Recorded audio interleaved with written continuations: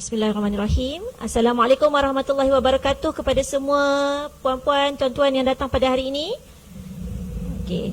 Terima kasih kepada Tuan Pengerusi Majlis. InsyaAllah pada pagi ini kita amat bertuah kerana bersama-sama kita ada 3 panelis yang hebat dan saya rasa peranan mereka dalam mengendalikan kes sumbang mahram dan mencegah sumbang mahram ni amat hebatlah. Jadi dan 3 panelis hebat ni akan mengupas isu sumbang mahram ini dengan lebih jelas. Jadi saya perkenalkan panelis kita yang pertama. Tadi walaupun Tuan Pengerusi dah perkenalkan sikit, so kita perkenalkan sikit lah background kita punya panelis pada pagi ini. Jadi di sebelah kiri saya adalah Tuan Haji Surveyor Cik Rahimi Samad yang merupakan yang di-Pertua Ikram Negeri Kelantan. Kenapa kita jemput tokoh ni adalah kerana beliau merupakan tokoh keluarga yang hebat lah. Kalau kelasnya nama saya tu bin Cik Rahimi, ni ayah saya lah sebenarnya. Masya Allah, saya amat macam ni terharu dan berbangga kerana sepentas dengan ayah saya pada pagi ini.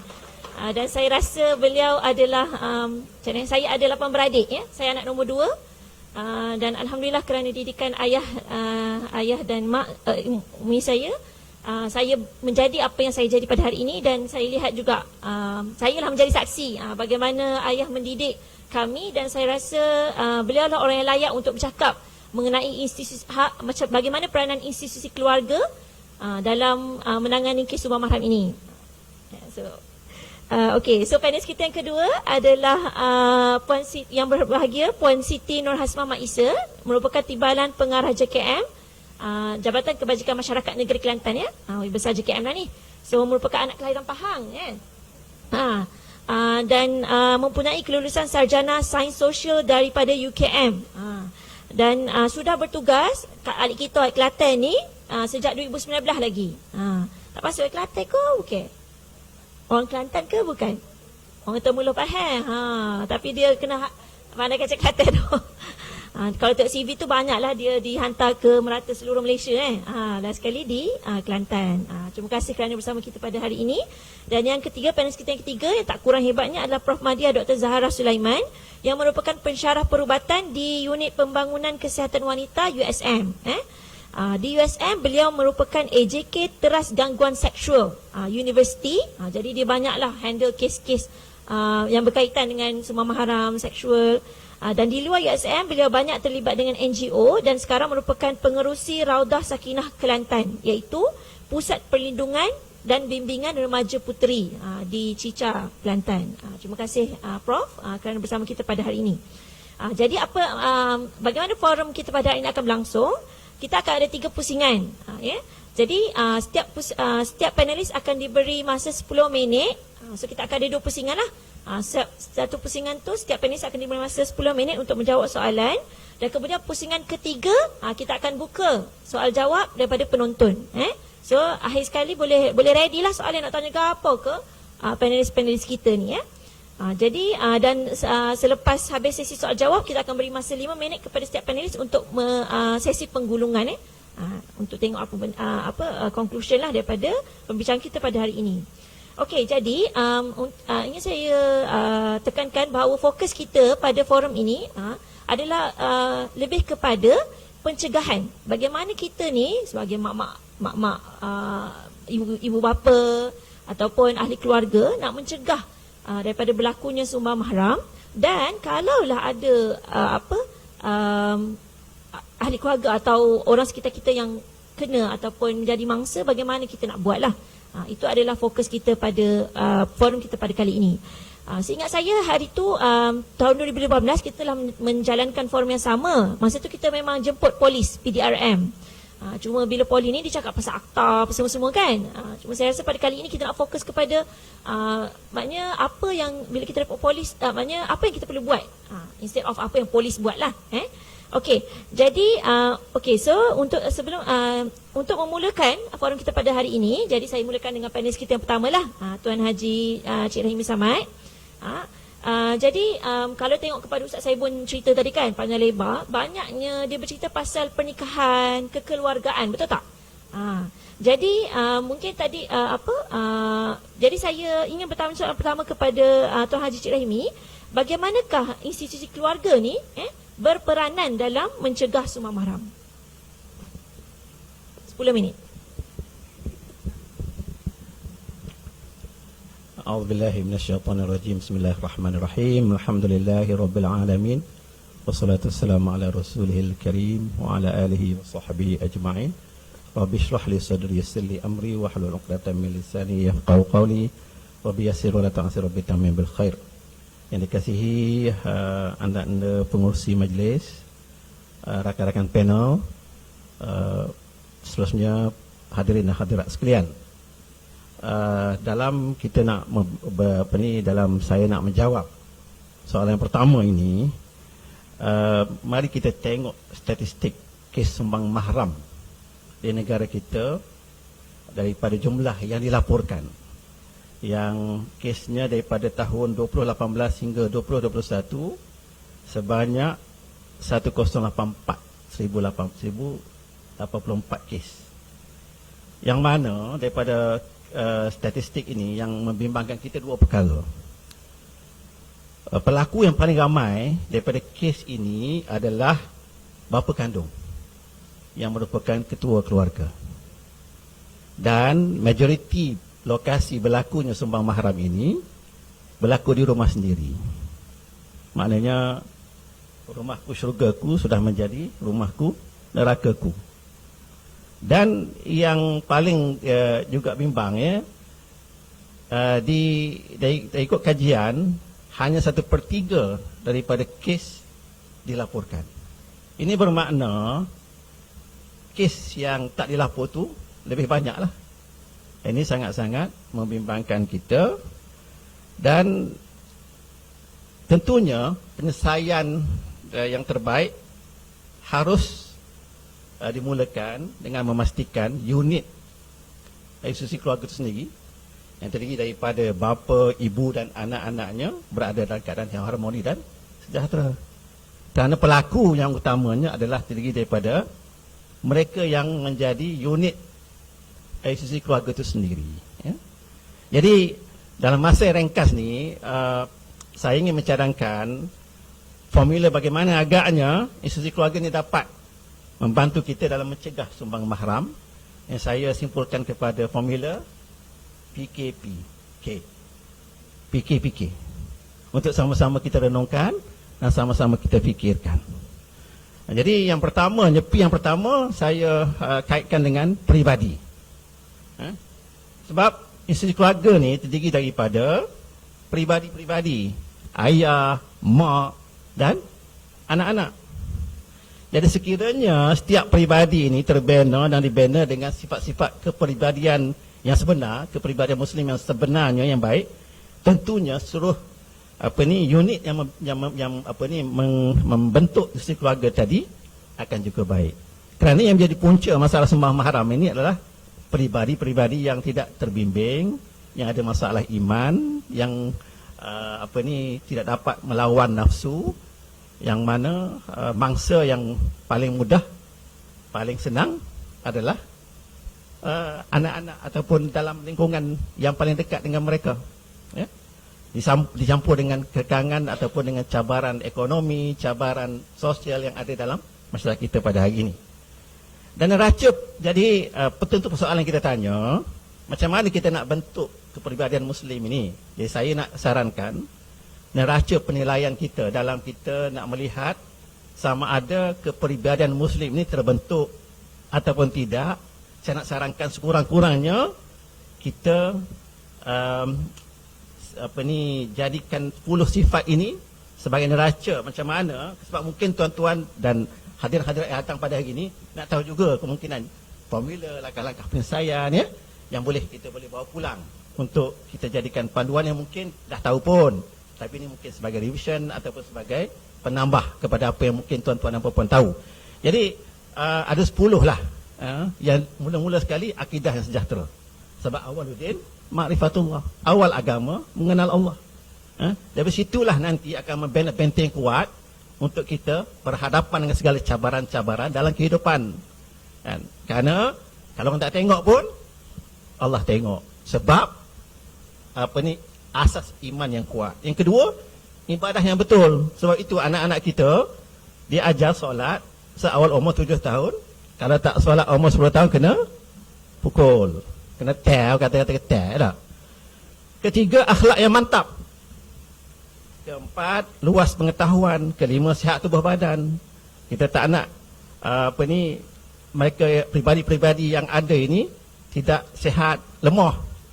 Sebab Muslim yang kuat lebih dikasihi Allah daripada Muslim yang lemah. Mampu berdikari, melawan nafsu, menjaga waktu, tersusun urusan dan manfaat pada orang lain. Jadi kalau kita nak bincang, nak syarah satu-satu ini panjang. Ini kena buat sesi yang lain. Prosesnya, macam mana kita nak bina pribadi-pribadi ini adalah apa yang dipanggil oleh seorang ulama mengatakan aslih nafsak wa dun ghairak. Baiki diri pada masa yang sama baiki orang lain. Janganlah ayahnya nak duduk sibuk baiki diri sendiri, tak cara ke anak, tak cara ke isteri. Pergi dengar kuliah di masjid, balik rumah senyap. Moleknya sepatutnya para bapa ni balik pada masjid, suruh isteri hidangkan kopi jantan. Lepas tu makan sekut mayak.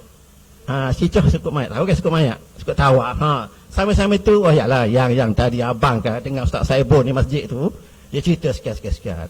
Ia berlakulah proses transfer of knowledge walaupun mungkin isteri tak dapat hadir di masjid. Contoh. Dan kita, dan lagi satu paling penting pasal peribadi ni, saya nak itu juga, kita kalau mungkin hadirat boleh tengok macam mana terbinanya peribadi Umar Abdul Aziz, yang orang kata Khalifah Rasyidin kelima. Dia bermula sebenarnya pembinaan peribadi ni, dalam pembinaan isteri keluarga ni bermula dengan sebelum kahwin lagi, sebelum proses pernikahan lagi. Bagaimana Umar meminta anak dia Asim berkahwin dengan perempuan yang melarang emaknya campur air dengan susu yang nak dijual, susu lembu yang nak jual. Umar yang masa tu tengah dia panggil management by walking about. Dia MBWA kalau ikut sekarang lah Dia pergi tengok, lepas tu dia suruh Asim kahwin, dan daripada situlah lahirnya cicit dia bernama Umar Abdul Aziz. Pemerintahannya tak sampai 5 tahun, tak sampai 1 penggal pilihan raya, tapi dalam masa 2 tahun lebih sudah berjaya menukar, menjadikan negara yang diperintahnya makmur ekonomi, sampaikan tak ada orang nak bagi pitih daripada Batu Emas. Itu dah habis semua usaha untuk dia buat sampai orang nak kahwin, dia bagi mahar kahwin tu, dia sponsor. Sampai habis dah lah, tak ada ruang dah nak bagi infak, pitih banyak lagi. Yang kedua, itu kita pertama, pertama peribadi. Yang kedua adalah kita panggil komunikasi. Sistem komunikasi yang baik dan tepat. Baik tu macam mana? Mendengar dengan hati. Cara kita dengar tu. Komunikasi, kecek. Tapi kecek yang baik, kita mendengar dengan hati. Tambah-tambah lah ni ada banyak gadget. Kadang-kadang orang kecek kita tengok gadget. Itu bukan pendengaran yang baik. Kita kata listening, mendengar dengan baik. Suami bercakap, pandang mata dia dengan penuh kasih sayang. Isteri cakap, suami dia pandang dengan mata. Tepat macam mana? Tepat cara berkomunikasi, contohnya anak-anak kita kan pelbagai umur. Anak yang umurnya sekolah rendah, lain cara komunikasi dengan anak yang remaja. Kan? Caranya berbeza. Dan ini kalau buat komunikasi ini satu topik yang memang kita tak boleh bincang panjang lah. Cuma saya beritahu poin penting. Tapi yang ketiga, peranan kita kena jelas. Ibu, bapa dan anak-anak, jelas peranan mereka. Bapa dan ibu tu utamanya, dia bukan sahaja, dia ada 2 peranan di situ. Kalau saya boleh rumuskan, memimpin dan mengurus. Apa bezanya? Memimpin ni adalah menentukan visi, misi keluarga. Keluarga kita 5 tahun akan datang nak jadi gapo. Anak kita ni dalam masa 5-6 tahun nak jadi gapo. Kan? Bukan paksa. Saya tak paksa anak saya menjadi doktor pakar. Tidak. Kita bincang, tapi kita dah ada dalam kepala kita, anak kita ni nak acuik kita ke mana. Sebab dari situ nanti kita akan uruskan masuk sekolah mana, nak pergi sistem pendidikan macam mana. Jadi dia kena ada dua-dua, memimpin dan mengurus. Dan mengurus juga termasuklah menguruskan aspek-aspek keuangan, duit pitih keluar masuk dan sebagainya. Dan yang terakhir adalah kemahiran. K yang terakhir, skill perhubungan suami isteri.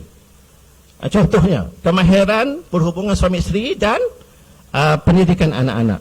Perhubungan suami isteri ini bukan semata-mata berkait dengan fizikal. Fizikal pun kena tahu juga. Rasulullah SAW mengajar cara bagaimana hubungan seks sepatutnya berlaku. Kan ingat tak ada hadis yang mengatakan, dia ajar pada sahabat, pada bersama, ni tak apa kan, kita semua dewasa. Kalau bersama, orang lelaki jangan cari dulu, dia kata. Itu kaedah perhubungan. Sebab apa? Kerana orang perempuan, dia lambat sikit. Dia punya puas dan sebagainya. Dia ajar dalam hadis. Berkaitan ini, cara apa ni?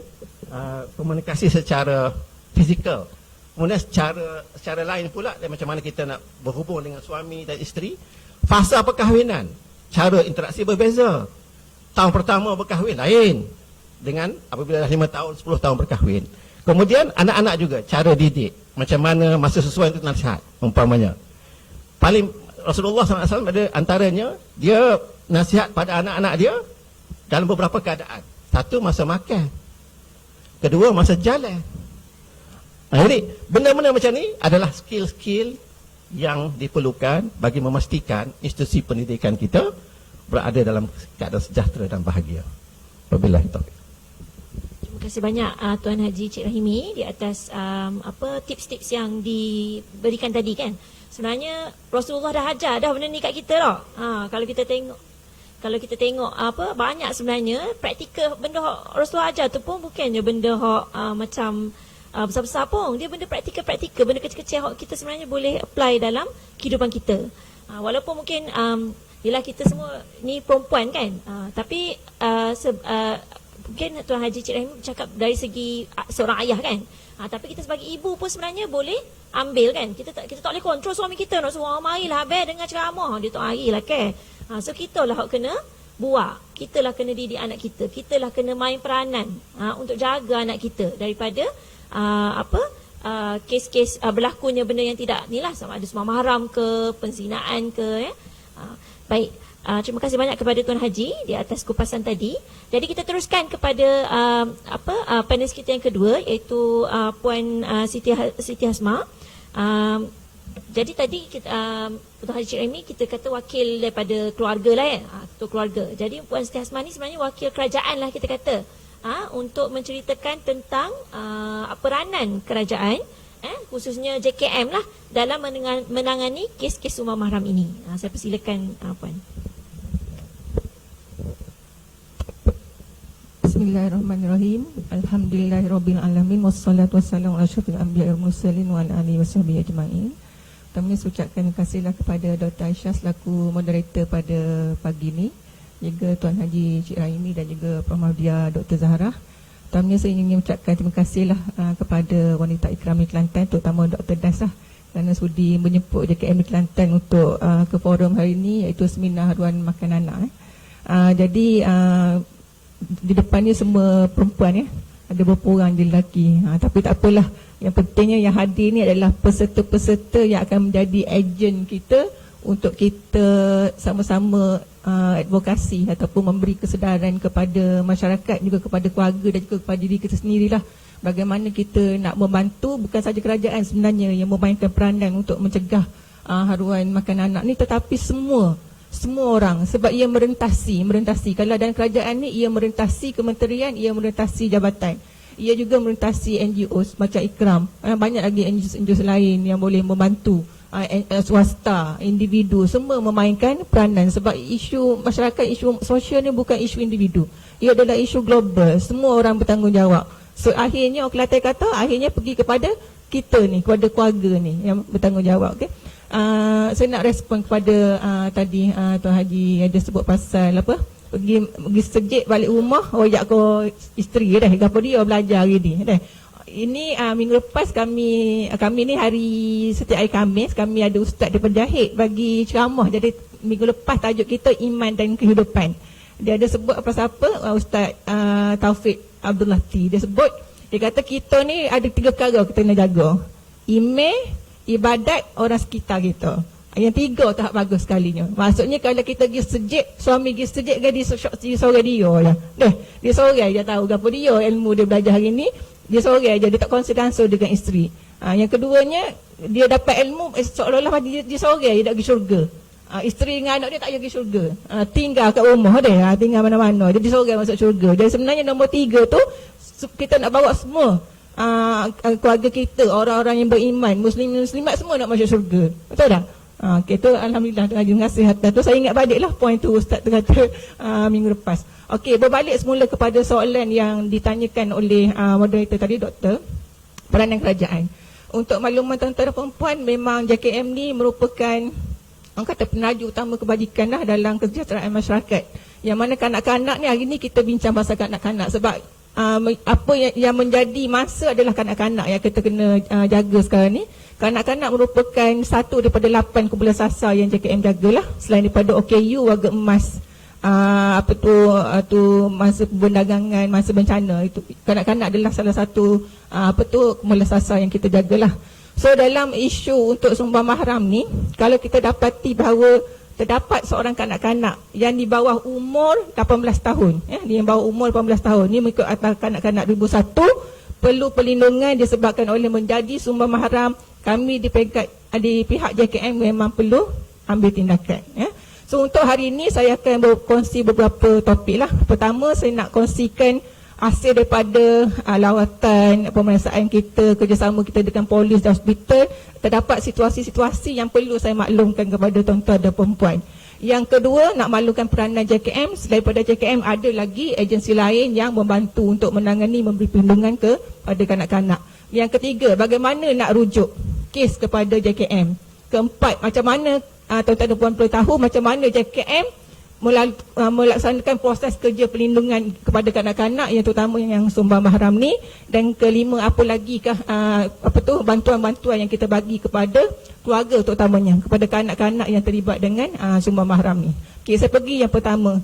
Ini saya kongsikan berdasarkan laporan-laporan yang kita tengok, yang kita baca daripada pemeriksaan sendiri oleh pelindung JKM, intervensi krisis kita kepada keluarga dan juga kanak-kanak berdasarkan kepada laporan polis, berdasarkan kepada laporan kesihatan.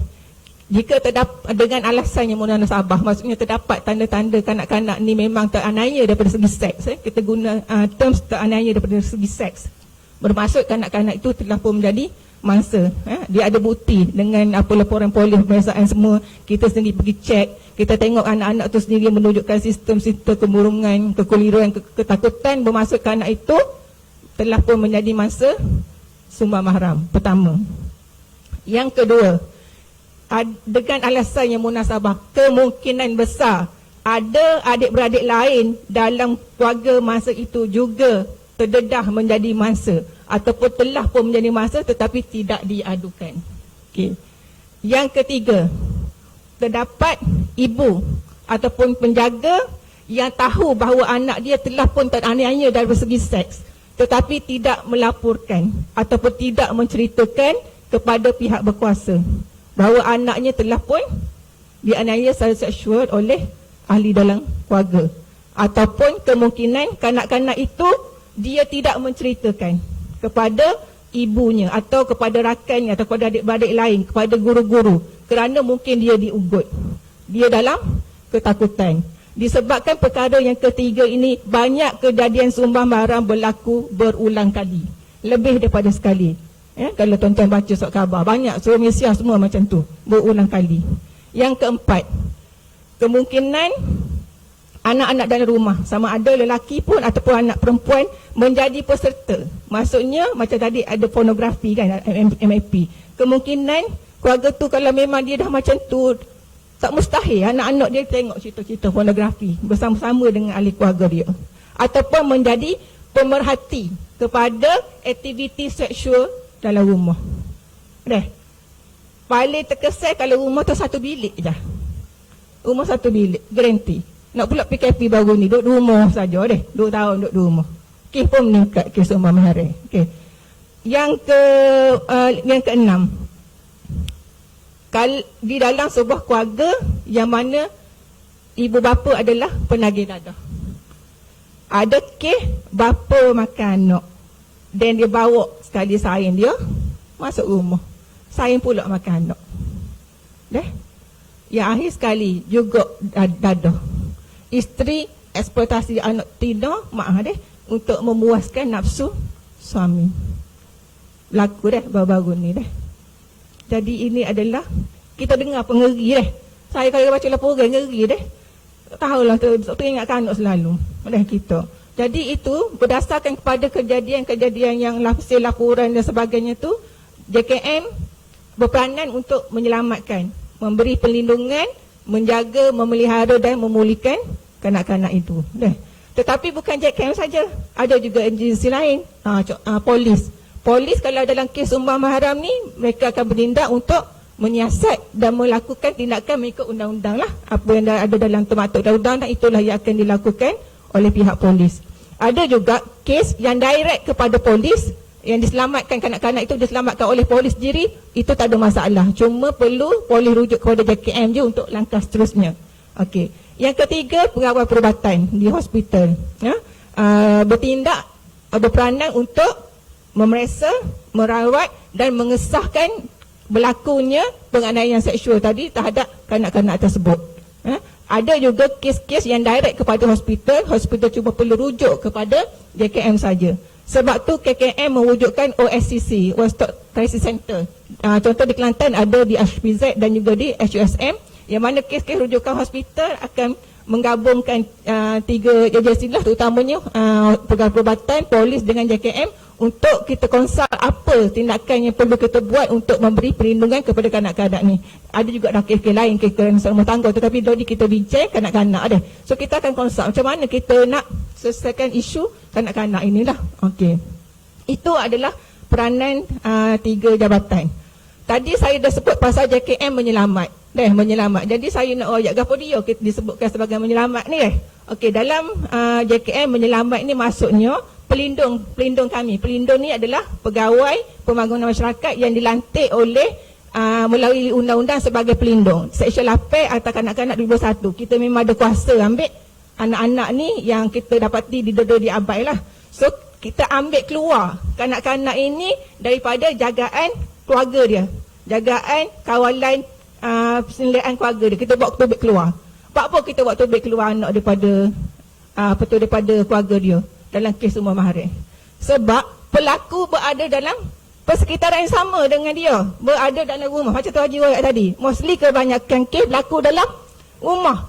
Jadi kita kena bawa tubik budak tu keluar daripada rumah, sementara polis buat tindakan susulan kepada dia nak buat. Jadi kita kena ambil budak tu. Kemana kita bawa kanak-kanak ni pergi? Biasanya JKM akan buat dua cara. Sama ada yang pertama, kita tempatkan mereka di tempat selamat. Tempat selamat ni kalau dalam JKM adalah institusi kebajikan yang dinamakan sebagai rumah kanak-kanak. Kita di Kelantan ada rumah kanak-kanak mini di Dusun Raja ke Dusun Muda Dusun Raja, saya rasa tak ingat dah nama dia. Kita rumah kanak-kanak tu menempatkan kanak-kanak umur 18 tahun ke bawah untuk perempuan. Untuk lelaki kita hantar ke Pahai, ada dua. Rumah kanak-kanak Sultanah Haji Kasum dengan rumah kanak-kanak Tengku Ampuan Fatimah. Bagi kes-kes pengabdian dan sebagainya, buang bayi, semua kita ada tempat kita. So kita letakkan di tempat selamat. Ataupun pilihan lain, kita bagi kanak-kanak ini di bawah jagaan saudara dia. Ataupun orang yang layak sesuai. Mungkin datuk dia, nenek dia, mak saudara dia, siapa-siapa nak menjaga dia. Buat sementara kita beri jaga dulu supaya kita pisahkan dia, asingkan dia daripada tempat tinggal saya dengan pelaku itu tadi. Itu adalah tindakan yang dibuat oleh JKM lah. Okey, macam mana JKM dapat sumber ni? Banyak cara sebenarnya. Hari ni lah kita nak advocate.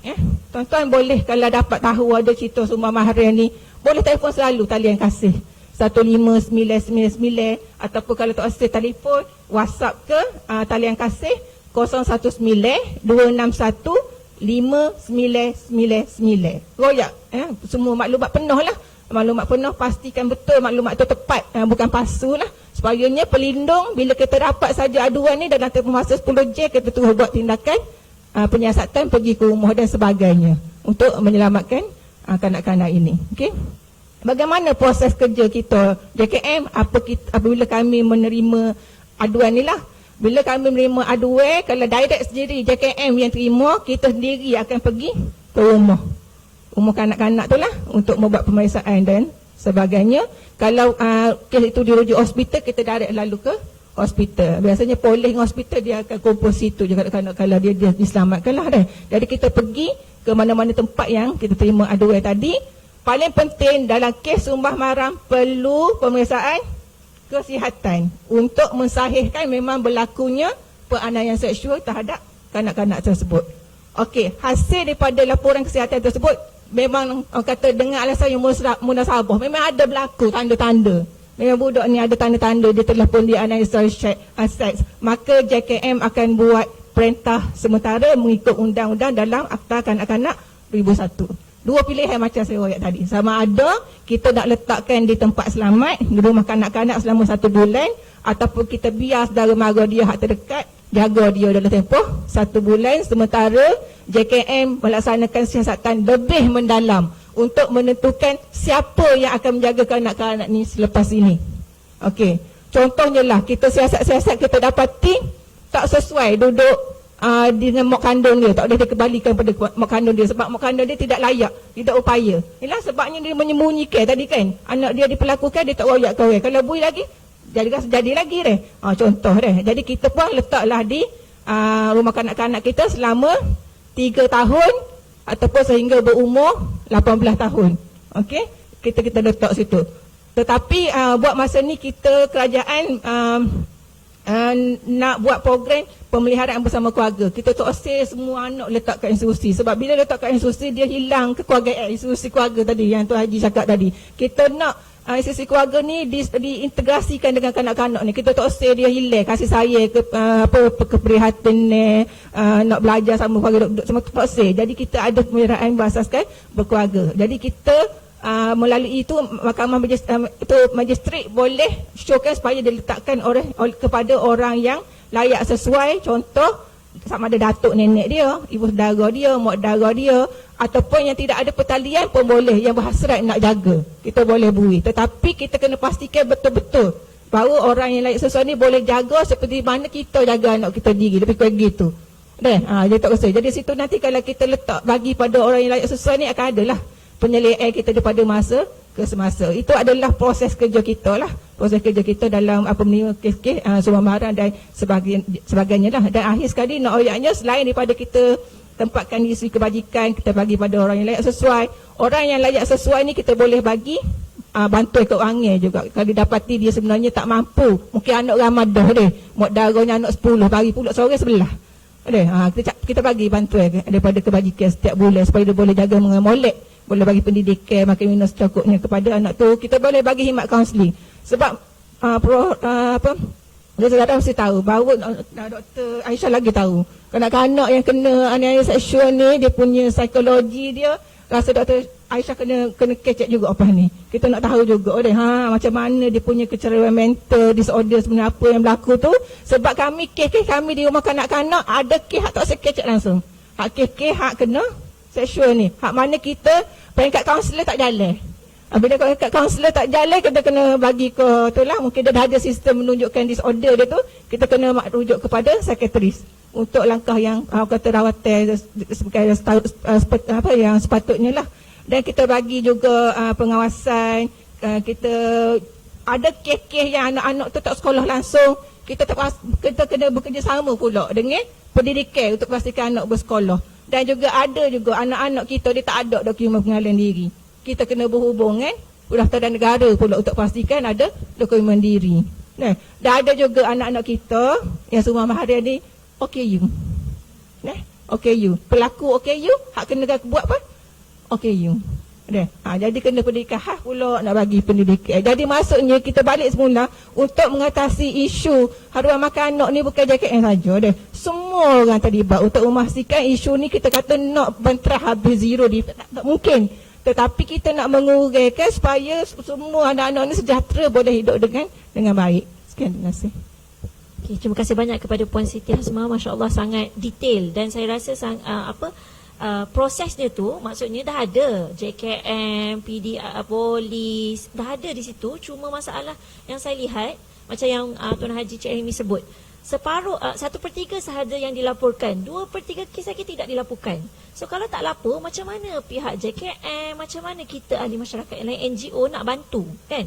Jadi yang penting adalah sebenarnya kalau kita tengok yang ayah buat anak kan, jadi mungkin maknya ni tahu kan, mestilah mak tahu, takkan mak tak tahu kan anak kena buat apa semua, tapi dia takut kan, kalau aku tu nanti kena tukar suami, macam mana, tak boleh lari pun daripada suami tak.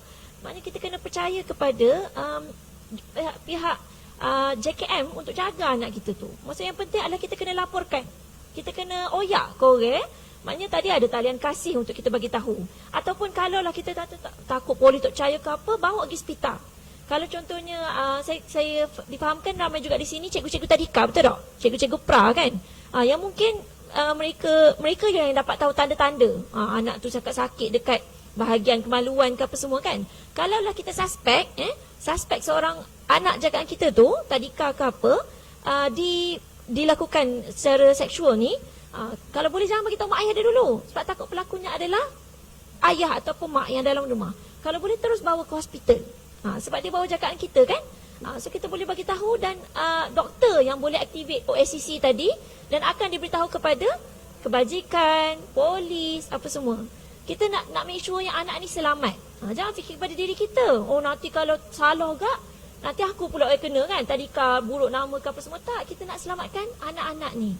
So macam yang Puan Hasmah kata tadi, memang saya jumpa ramai sebenarnya yang ada trauma. Dia dah membesar, umur 20-30 tahun, tapi sebab dia pernah diperlakukan masa kecil dan tak ada orang, dia bagi tahu mak dia tak percaya. Habis trust dia kepercayaan dia kepada institusi keluarga tu dah punah. Sebab orang yang dia percaya, mak dia tak ambil kisah apa yang dia bagi tahu. Balik kepada institusi keluarga tadi, macam komunikasi tadi kan, bukan sahaja bercakap, tapi mendengar pun penting. Dengar apa anak kita cakap, bukan nak dengar dia. Maksudnya untuk kita mendidik anak ni, tak semestinya kita yang kena oyakkan anak, tapi bila anak oyak kita tak dengar, itu pun masalah juga kan. Satu hala sahaja. Jadi sebenarnya banyaklah peranan kita. Walau ini peranan JKM, kita dah tahu susu, jadi kita rasa selamatlah. Kalau kita bagi tahu JKM ni, bukan kita tak percaya kok. Kalau KJM pun bukan kerja buat apa-apa. Dah ada SOP dia. Yang penting kita yang kena berani untuk keluar daripada masalah kita tu. Okey?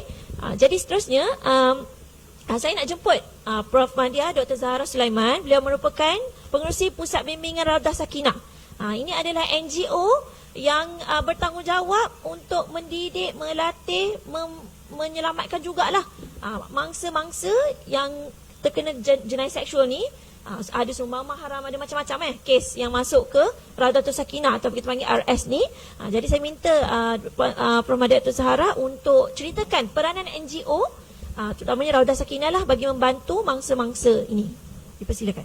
Okay, terima kasih banyak Dr. Aisyah. Assalamualaikum warahmatullahi wabarakatuh. Yang saya kasihi juga panelis ya, dan pihak penganjur, puan-puan dan tuan-tuan sekalian. Apa khabar pagi ni?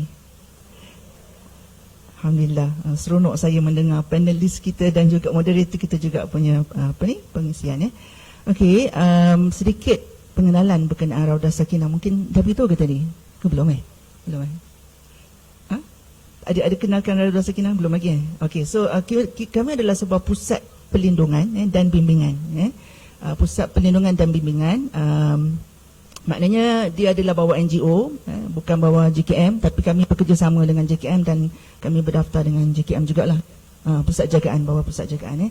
Jadi kalau dekat JKM tadi, mereka tahu siapa yang mangsa sumbang mahram. Tapi di tempat kami ni dia sedikit berbeza. Sebab bila mereka nak datang ke Raudah Sakinah, biasanya kita akan interview ibu bapa dan pelatih tu sendiri. Dan kebanyakan kes masa interview tu kita tak tahu lagi mereka ni adakah kes berzina ataupun suka sama suka atau sumbang mahram. Selalunya tak lagi nampak clear. Ada 10, saya rasa 10 tahun lepas je kes ni, saya ada masa interview tu. Ayah dia datang dengan mak dia, dengan seorang remaja. Saya rasa lebih kurang 10 tahun lepas ya. Jadi ayah dia pun cakap, anak saya ni gelenyar doktor. ramai gewe bla bla bla bla bla kan anak dia ni tunduk, malu sangat, tunduk saja dan tak angkat pun muka. Saya masih ingat lagi, saya tengok ayah dia ni cakap banyak. Mak dia jeling ayah dia, tengok anak dia jeling. Kita kadang-kadang, doktor ni bukanlah saya doktor psikiatris, tapi saya rasa macam ada some non-verbal cue yang macam ni. Betul ke tak ayah dia ni cakap kan? Tapi depan anak kita tak nak lah. Kita cakap, okey, anak dia keluar dulu, kita tanya ibu bapa dulu. Dia kata, anak saya ni kerja KL ni, suruh balik ni. Oh, okey. Kita tanya anak, macam mana? Siapa? Saya ada gawe. Ya, okey. Masuk ni, setuju ke nak masuk sini dengan bimbingan? Tapi lepas dah balik, bila remaja dah bersama kami explore lagi. So, bila kami explore, sebenarnya siapa yang buat dia? Ayah dia yang datang bersama interview. Dan mak dia senyap. Sebab dia bawah umur, jadi masa tu memang kita kena laporkan lah. Dan saya ingat ni satu kes ni memang sangat-sangat mencabar. So bila kami laporkan kes ini, memang keluarga datang, ada yang bawa parang ke Ustaz, tak tahu ingat tarik balik laporan. Itu satu cabaran untuk kami jugalah, bila kami menjaga tempat sebegini. Dan itu sangat-sangat, saya rasa satu pengalaman yang sangat mengerikan lah untuk kami. Dan pada masa tu saya tanya mak dia pun, kenapa mak awak tak kan? Mak saya cakap, kalau ayah kena tangkap, siapa nak bagi makan? Ayah bawa lori, mak duduk rumah, adik ramai lagi. Siapa nak bagi makan kalau mak cakap ayah kena masuk lokap? Itu adalah satu masalah masyarakat kita.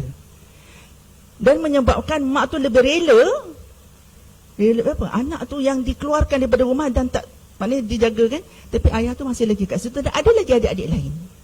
Ya. So saya kadang-kadang memang, maknanya kadang-kadang ada benda-benda yang kita lihat kat situ memerlukan banyaklah, ya, memerlukan ramai lagi orang-orang yang kena bantu. Okey, apa kesan dia? Bagaimana Raudah Sakinah nak membantu? Kita kena lihat apa kesan kepada remaja tersebut. Satu, apa? Mereka hilang kepercayaan kepada orang yang patutnya memberi perlindungan kepada mereka. Betul tak? So sekarang ni macam mana? Orang yang patut bagi perlindungan kepada mereka telah menganiayai mereka. Pastinya ada perasaan apa? Marah, geram. Tapi tak dapat nak diluahkan. Itulah kadang-kala ada sampai memang kami bekerjasama dengan Hospital USM dengan dan sebagainya, memang kami memerlukan rawatan daripada psikiatris, kaunselor dan sebagainya. Itu antaranya, ya. Okay, saya nak tunjuk sikit slide seterusnya dan seterusnya. Okay, next one. Seterusnya. Okey, ni rumah kami kecil je, dan alhamdulillah ada orang, kami menyewa ya di tempat ni.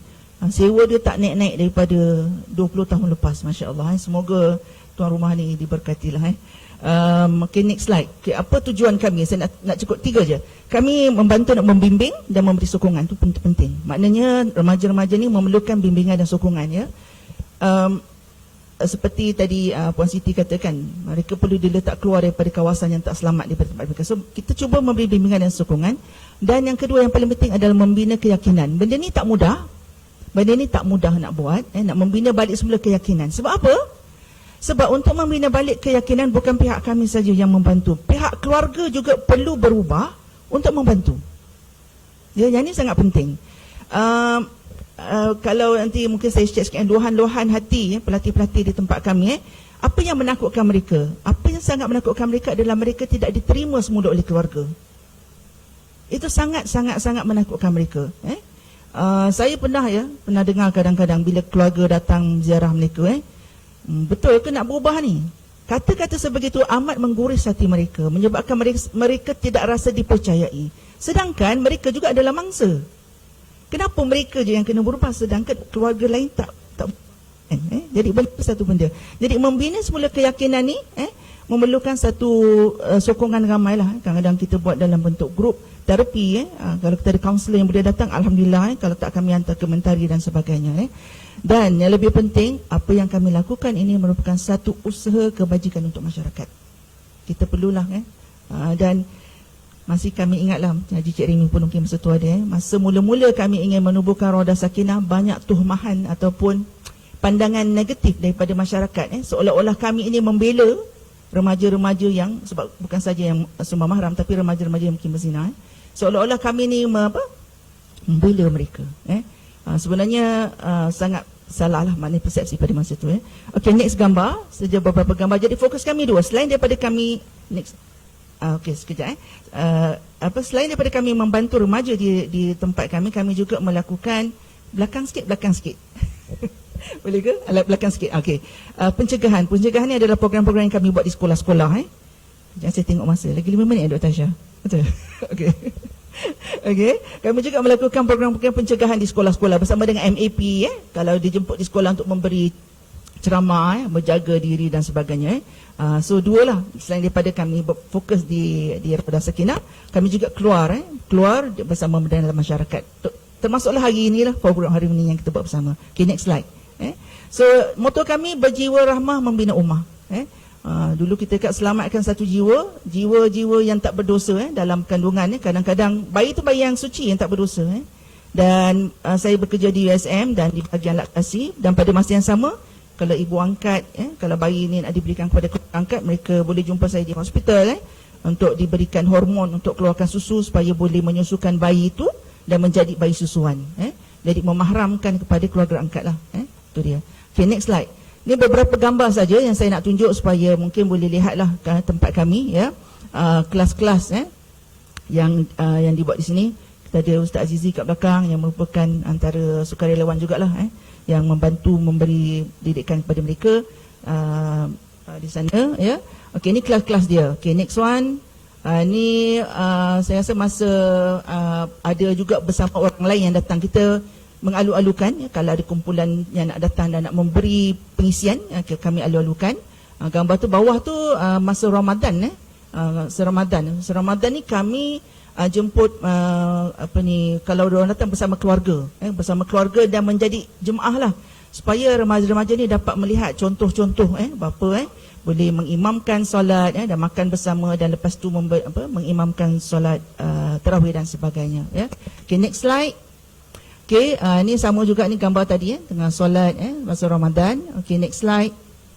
Aktiviti kemahiran ada juga kadang-kadang mereka yang besar-besar sikit yang boleh tolong masak dan sebagainya. Kita buat bersama mereka. Okay, next slide. Okay, ni riadah, pelatih. Okay, next slide. Okay, sekali-sekala kami bawa sebelum ni yang tadi, sekali-sekala adalah masa mereka boleh keluar dan pergi beriadah tepi pantai dan sebagainya. Dan masa ni kira outing lah, outing bersama mereka. Okay, next slide. Dan ni satu lagi yang penting, selain daripada kami menyantuni remaja-remaja, kami juga ada perjumpaan bersama ibu bapa. Cumanya kebelakangan ni masa PKP tu kami tak dapat buat secara bersemuka. Sebab apa? Remaja berada di tempat kami ni hanyalah seketika dalam masa 6 bulan. Jadi pada masa kami bersama remaja, keluarga juga perlu bersedia untuk menerima mereka kembali. Yang itu sangat penting. Daripada mereka masuk, kami dah bertanya, okey, macam mana perancangan keluarga bila remaja ni keluar? Sebab ada yang sampai bila remaja nak keluar pun keluarga kadang-kadang tak bersedia. Jadi ini akan menyebabkan mungkin berlaku semula. Kita tak nak benda tu berlaku. Jadi perlunya ada perancangan daripada ibu bapa. Dan kalau tanya saya lah, maknanya benda ni boleh terjadi kepada siapa-siapa. Daripada pengalaman kami di Raudah Sakinah, bukan sahaja ia berlaku kepada keluarga yang orang kata mungkin pendidikan mereka rendah, tetapi juga berlaku kepada keluarga yang berpendidikan tinggi. Dan juga ustaz, ada juga kan yang anak ustaz dan sebagainya. Ada anak profesor dulu pernah masuk juga kat situ. Mana orang yang macam saya kata tadi, driver lori kan, ada juga.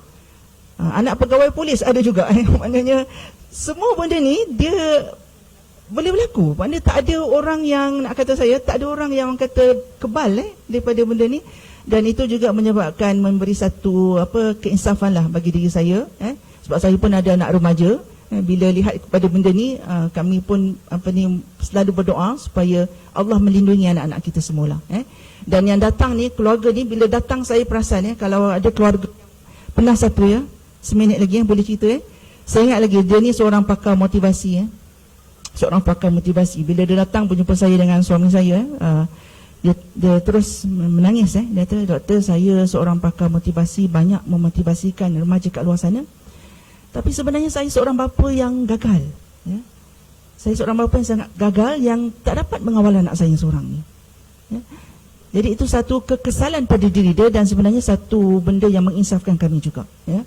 Dan dia rasa macam dia, masa tu dia sangat-sangat down. Saya rasa dia juga memerlukan sokongan pada masa tu. Ya.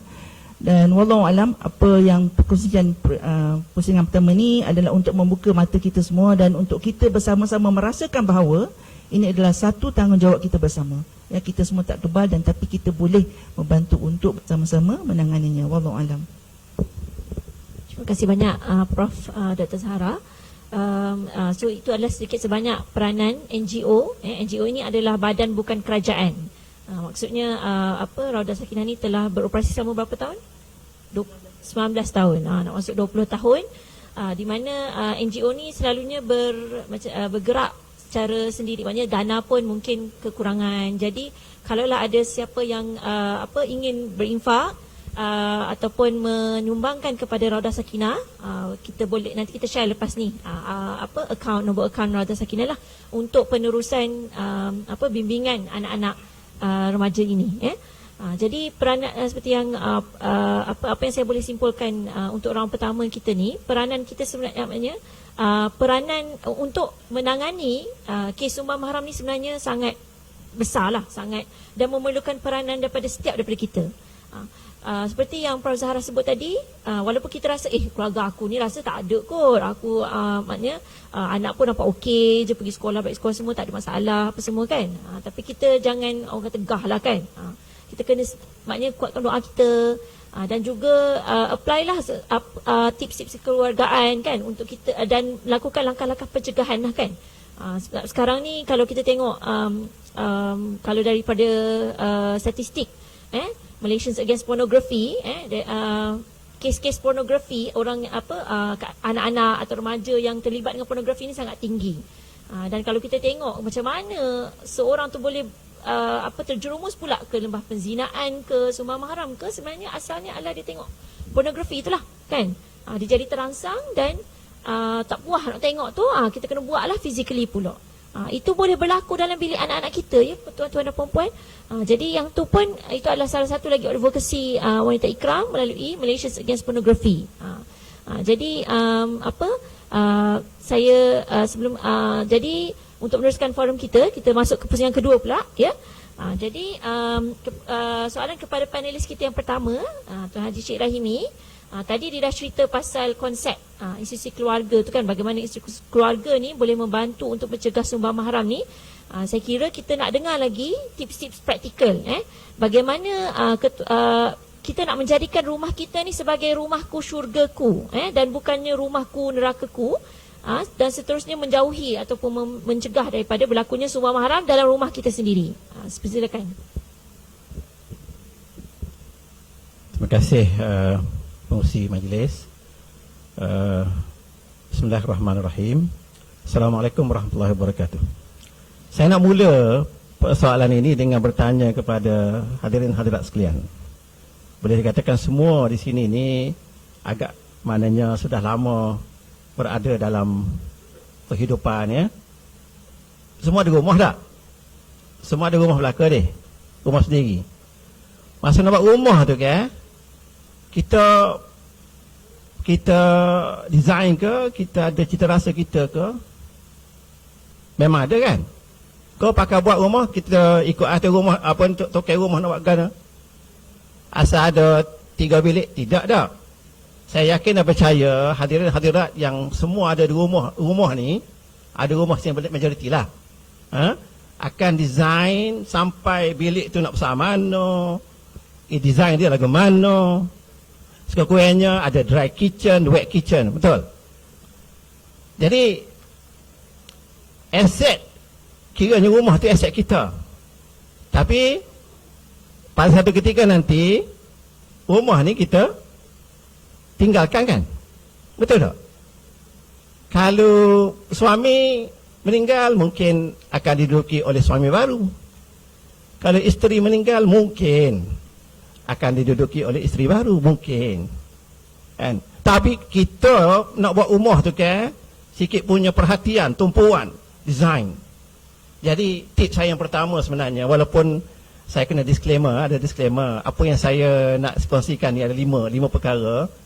Ini setakat yang saya nak katakan berjaya sepenuhnya, tidaklah juga ya. Ramai lagi yang lebih berjaya pada saya. Tapi apa yang saya nak kongsikan mungkin harap-harap dapat memberikan manfaat kepada hadirin dan hadirat sekalian.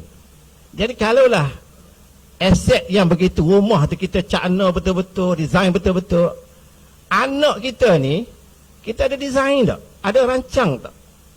Anak kita ni, kita nak jadi lagu mana? Rumah kita ataupun dari sudut keluarga kita ni, lagu mana kita nak jadikan keluarga kita? Sedangkan anak-anak, kalau kita anak saja adalah aset kita yang sangat berharga. Kerana bila kita mati, dia masih lagi dapat mengholorkan pahala pada kita. Awalidin solehin yad'ulah. Anak yang soleh yang sentiasa mendoakan kita.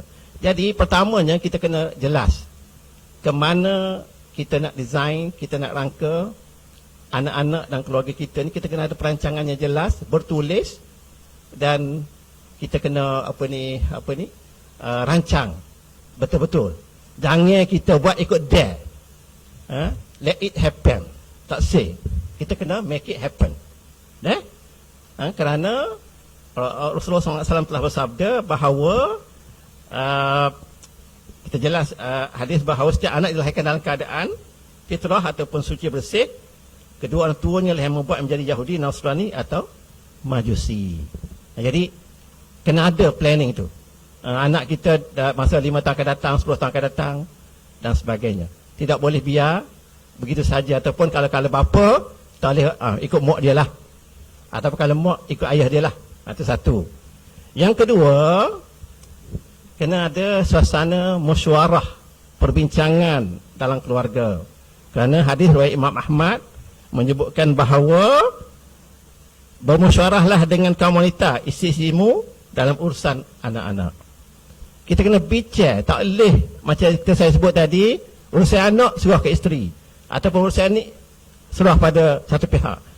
Urusan rumah tangga ataupun keluarga ni adalah merupakan satu usaha bersama antara suami dan isteri. Saya bagi contoh ya. Pernah tak hadirin dan hadirat sekalian mengalami keadaan di mana anak kita ni nak sesuatu, mari jumpa ayah. Ayah tahu dah anak minta ni kadang-kadang tak reasonable, betul tak? Kadang-kadang kita kena kata no. Kau kata ya belaka, anak nak bui belaka, tak kan?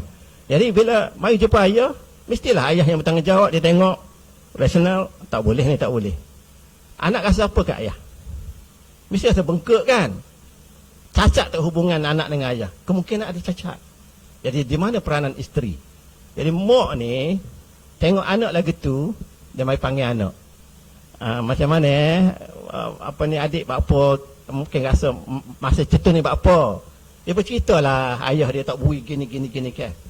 Jadi peranan mak adalah mengembalikan kembali kerasional dan keyakinan mengapa ayah buat keputusan begitu kepada anak. Rasional kembali dan harmonikan kembali. Sebenarnya ayah ni buat ni pasal gini adik, gini.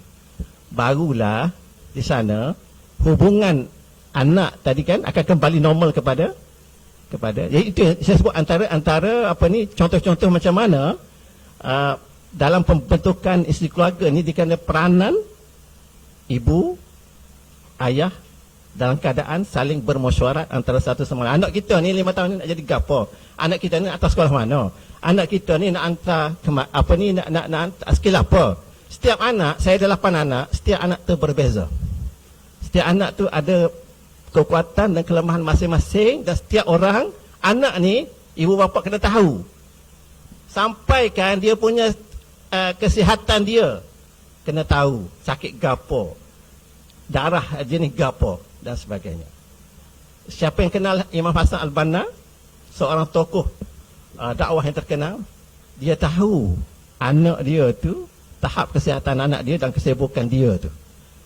Ya, tu nombor 2. Suasana dalam keluarga tu kena ada suasana perbincangan, musyawarah dan sebagainya. Sebab tu dia berkait dengan skill komunikasi yang saya sebutkan tadi.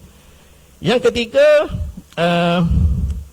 adalah kena ada, kita panggil applied knowledge. Suasana di mana knowledge tu di-apply-kan. Contohnya, kalaulah kita ni bapa pergi semayang jemaah di masjid, contohnya kan. Jadi kita kena ajak anak lelaki kita pergi solat berjemaah di masjid. Dan lepas solat di masjid subuh umpamanya, terutama subuh. Kan sebab Rasulullah SAW dia bagi doa khusus untuk pagi ni. Allahumma barik li ummati fi bukuriha. Allah memberkati umat dia pada waktu pagi. Sebab itu kalau kita pergi, contohnya pergi bawa anak kita pergi masjid, maknanya applied knowledge maksud saya, kita pujuk bawa anak kita bersama pergi masjid, doakan pula, Allahumma inni as'aluka ilman nafi'an wa rizqan thayyiban wa amalan mutaqabbala. Apa doa ni kritik penting? Kerana kenapa pagi-pagi itu kita doakan? Sebab rizqan thayyiban berdasarkan kepada ilmu halal haram, betul? Dan juga ilmu macam mana nak dapat rezeki yang halal. Lepas tu nak amalan diterima, kena ada ilmu yang betul juga. Sebab itu, contoh. Lepas tu nak tubik daripada rumah, dekat ada doa keluar rumah. Bismillah tawakkaltu 'ala Allah la haula wala quwwata illa billah. Baca doa ni insya-Allah syaitan tak akan ganggu kita sepanjang waktu tersebut. Sampai kisah anak saya ni yang sekarang ni tengah buat specialist di UK. Dia ni sebab kita biasanya saya hantar anak saya ke Seri Aman. Seri Aman ni kita sekali dengan jiran-jiran satu van. So setiap pagi pengamalan sayanya bila nak tubik di rumah tu, kita doa ramai-ramai lah. Bismillah tawakkaltu 'ala Allah. Mula saya lead, lepas tu lama-lama demo gilik lah. Anak saya, anak jiran dan sebagainya, siapa hafal. Jadi dia ni pergi UK, kalau nak jalan mana-mana, nak pergi melawat Eropah ke apa ke, sayang dia itu ke doa lah. Siapa maknanya dia tak jadi ingat siapa lah ni, contohnya kan. Jadi yang keempat, maknanya apa yang saya masukkan di sini, yang saya sebutkan tadi, maknanya dengan anak-anak ni lakukanlah secara praktikal, libatkan mereka sebaik mungkin. Nombor 4, ini sangat penting, beri masa khas kepada anak-anak, terutama mereka yang berusia remaja. Pernah satu ketika dalam proses beri masa khas ni, memang saya ada masa dengan anak saya yang tadi juga tu, saya baru tahu sebenarnya. Kalau tak ada masa ni saya tak tahu. Dia kata boleh depan saya nak gagalkan lah. Saya nak, dia kata dia ada dia punya perasaan dia nak gagal. Dia top student. Dia sama-sama dapat nombor 1 dan sebagainya. Pelajar terbaik. Jadi ada sekali tu bila kecek dengan dia, ayah peso depan saya nak gagal. Buat apa? Gini dia kata, sebab setiap kali saya bawa balik peperiksaan, ayah tengok muka dia tiap kali top student. Saya tak, bagusnya abang, bagus. Jadi kadang-kadang kita tak terlepas nak oyak. Jadi kita tak oyak ke dia, bagusnya, tak bagi pat at the back, ataupun kita tak puji dia. Kali. Jadi dia kata tak sia. Kalau gagal mungkin ayah bagi perhatian. Oh gitu rupanya. Jadi kalau tidak ada one on one memahami ke, jadi saya tak dapat detect benda ni. Rupanya itu antara pengharapan mereka. Begitu juga anak-anak ni, dia ada remaja kan, cinta monyet. Dia ada kena tanya benda tu. Abang ada ni kah? Ada ayah gini ke. Jadi macam mana kita nak tangani? Kerana kalau tidak ditangani, dan sekarang ini masalah yang kita timbul, masalah semua mahram ke, masalah perzinaannya, kerana anak-anak remaja ni dia ada tempat lain nak curhat. Jadi dengan adanya masa ini, memberi ruang kepada beliau, pada anak-anak kita untuk memberikan. Jadi masa tu penting. Kalau boleh plan, setiap anak, kalau 8 anak juga, kena ada masa. Kelima akhirnya doa lah. Doa kerana 3 doa yang mustajab dengan tidak syak lagi padanya. Doa seorang yang zalimi, doa seorang yang bermusafir, dan doa ibu bapa kepada anaknya. Doa ni mustajab. Jadi ibu bapa jangan lupa setiap kali sembahyang, Rabbi habli min ladunka dhurriyatan thayyibah innaka sami'ud du'a, contohnya. Cuma saya nak akhiri dengan satu tip doa yang saya rasa sangat mustajab, yang elok kalau tuan-tuan dan puan-puan amalkan, iaitu surah Al-Aqaf ayat 15. Kalau tak ada nak soal salim pun, surah Al-Aqaf ayat 15, Rabbi auzi'ni an ashkura ni'mataka allati an'amta 'alayya wa 'ala walidayya wa an a'mala salihan tardahu wa aslih li fi dhurriyyati. Maksud dia, wahai Tuhanku, ilhamkanlah daku supaya aku tetap bersyukur atas nikmat-Mu yang Kau kurniakan kepadaku dan kepada kedua ibu bapaku, dan supaya aku tetap mengerjakan amal soleh yang Kau redai, dan jadikanlah sifat-sifat kebaikan masuk ke dalam jiwa zuriat keturunanku. Doa ni kalau boleh tuan-tuan dan puan-puan sekalian, jangan tinggal lepas mayat selain daripada kita minta doa, minta ampun daripada Allah untuk ibu bapa kita, anak kita ni, terutama dalam suasana semasa pada hari ni dengan segala cabaran gadget, cabaran sosial dan sebagainya. Doa ni senjata orang mukmin yang kita jangan tinggal. Doa, kalau boleh doa khusus pun tak apa. Ya Allah, jadikanlah anakku Muhammad bin sekian-sekian jadi gini. Patut kalau kita ada lapel orang kita sebut nama. Itulah antara perkara yang saya rasa setakat maknanya yang boleh, antara tip-tip praktikal. Masa tu penting. Kalau yang masa, kita bagi pertumpahan masa tu. Kalau boleh ayah memang gile lah, gile. Sebab kadang-kadang anak perempuan ada dengan ayah dia ada benda dia cakap, benda-benda cakap, dengan mak ada benda boleh cakap, and then apa tu musyawarah lah, bincanglah pula ayah dengan mak macam mana anak kita ni dan sebagainya. Itu saja. Terima kasih banyak Tuan Haji. Banyak tips sebenarnya. Dan kalau tengok, saya nak reflect jugalah apa yang saya selalu dengar daripada anak remaja ni yang datang jumpa saya pakai sekretari ni, ataupun anak bukan remaja pun, dah 20 lebih dah pun. Tapi sebab dia pelajar universiti, dia still ada connection lah dengan mak ayah ni kan. Mak ayah ni still mainkan peranan penting. Satunya adalah dia rasa diri dia tidak kalau kita panggil validate, tidak didengari oleh mak ayah sebenarnya. Dia nak oyak benda, mak ayah kata, apa mu ni? Beroyak benda gitu. Kan macam dismiss dia ataupun tak dengar apa yang dia cakap. Jadi sebenarnya memang saya faham kita ni busy tak. Sebagai mak ni nak kena kerja lagi, balik kerja, masak apa semua kan. Lepas tu dah pukul 9, 10 nak tidur dah kan. Tapi kita boleh ambil masa, curi-curi masa kita panggil. Kalau ada tips macam Faizal Tahir tu, dia cakap dengan anak dia masa dia hantar pergi sekolah. Duk nak pergi sekolah tu, kecek dengan anak. Daripada duduk drive tu, kecek dengan anak. Ataupun masa nak balik, ambil anak sekolah. Boleh juga. Ataupun masa sebelum untuk tidur tu kan, nak tidurkan dia tu, dengarlah dia bobel. Lepas tu tidur, gitu. Okey, jadi kita teruskan dengan panelis kita yang kedua, iaitu Puan Siti Hasmah. Apakah soalan saya ni tadi adalah mau kepada peranan JKM ya. Jadi apa untuk yang kedua ni adalah apakah cabaran yang dihadapi oleh JKM dalam menangani kes sumbang mahram, dan apa sebenarnya harapan JKM ni kepada kita sebagai ahli masyarakat ni kan. Boleh dipersilakan. Terima kasih Dr. Aisyah untuk pusingan yang kedua ini untuk soalan cabaran dan juga harapan kerajaan kepada masyarakat. Okey, sebenarnya cabaran sangat besar tuan-tuan dan puan untuk kita menangani masalah sosial, terutamanya sumbang mahram ni lah. Antaranya apabila kita dapati dalam kes-kes yang berlaku ni, keluarga tu adalah keluarga miskin. Dah lah miskin, ada terlibat dadah pula. Complicated jadi. Saya share satu kes di Tanah Merah berlaku tahun lepas. Masa adalah anak OKU. Pelaku adalah bapa kandung. Okey. Jadi anak OKU tahu gapo. Kecek pun tak pandai dah, tak reti nak royak. Tahu-tahu salinlah tanda. Mak pula ignore.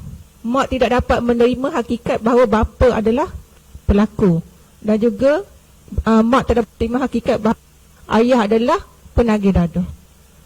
So akhirnya sampai law ni kita still lagi bagi kaunseling kepada mak dia untuk merasionalkan mak dia bahawa memang berlaku perkara tersebut dalam rumah. Itu sangat complicated tuan-tuan dan puan-puan dia untuk menangani isu sumbang mahram. Kalau kita kata dah kemiskinan membawa kepada kekufuran, tambah pula dengan dadah, tambah pula dengan anak OKU pula. Bagaimana kita ni, ialah family tu sendiri pun dah macam dah OKU dah dia. Dia sendiri dah, family tu dah OKU dah untuk menjaga keluarga dia. Masyarakat pula, bagaimana kita nak bantu. Jadi di peringkat JKM ni kita macam tu lah kita bagi sesi bimbingan kaunseling gitulah. Jadi kalau advokasi kita ni, kalau NGO boleh masuk, dia dapat tahu kes-kes breeding, dia boleh bantu lah. Cumanya kita kena faham bahawa macam Dr. Zahra Hoyat tadi, sometimes di stigma, labeling, kita tak usah nanti bantu dalam masa yang sama membawa mengaibkan maruah keluarga dan anak tersebut. Jadi kita kena beware lah. Boleh bantu tapi kita kena tahu etika cara kita nak bantulah. Yang keduanya kita dapati akhir ni kes pelaku adalah OKU. Pelaku adalah OKU. Daripada mana dia belajar? Tak pernah sabar dah. Saya baca pakih baru 2-3 hari baca pakih. Kata lagu mana? Saya kata budak ni abang dia, abang kandung dia, buat adik dia. Lagu mana tahu? Rupa-rupanya dia tengok sain dia lelaki buat kau adik dia. So dia tiga. Kes berlaku dalam rumah juga. So dia tengok. So dia buat kau adik dia. Berlaku OKU. Ibu pula mental. Complicated tu. Jadi orang kata kita ada dalam family ni sangat complicated.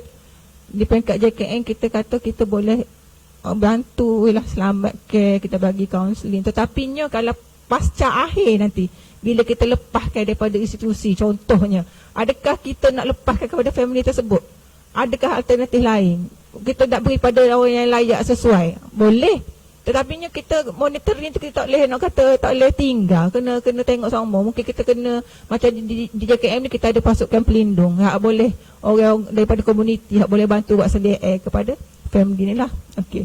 Yang keduanya harapan kami dah daripada JKM kepada semua untuk maklum semua doktor dan perempuan dalam Akta Kanak-kanak 2001 telah ada obligasi bahawa sesiapa yang mendapat tahu tentang berlakunya sumbang mahram kena maklum kepada JKM ataupun lapor kepada polis, ya. Sebab dalam akta ada sebut pegawai perubatan of course lah, anggota keluarga, ya, yang mengetahui wajib maklum kepada JKM.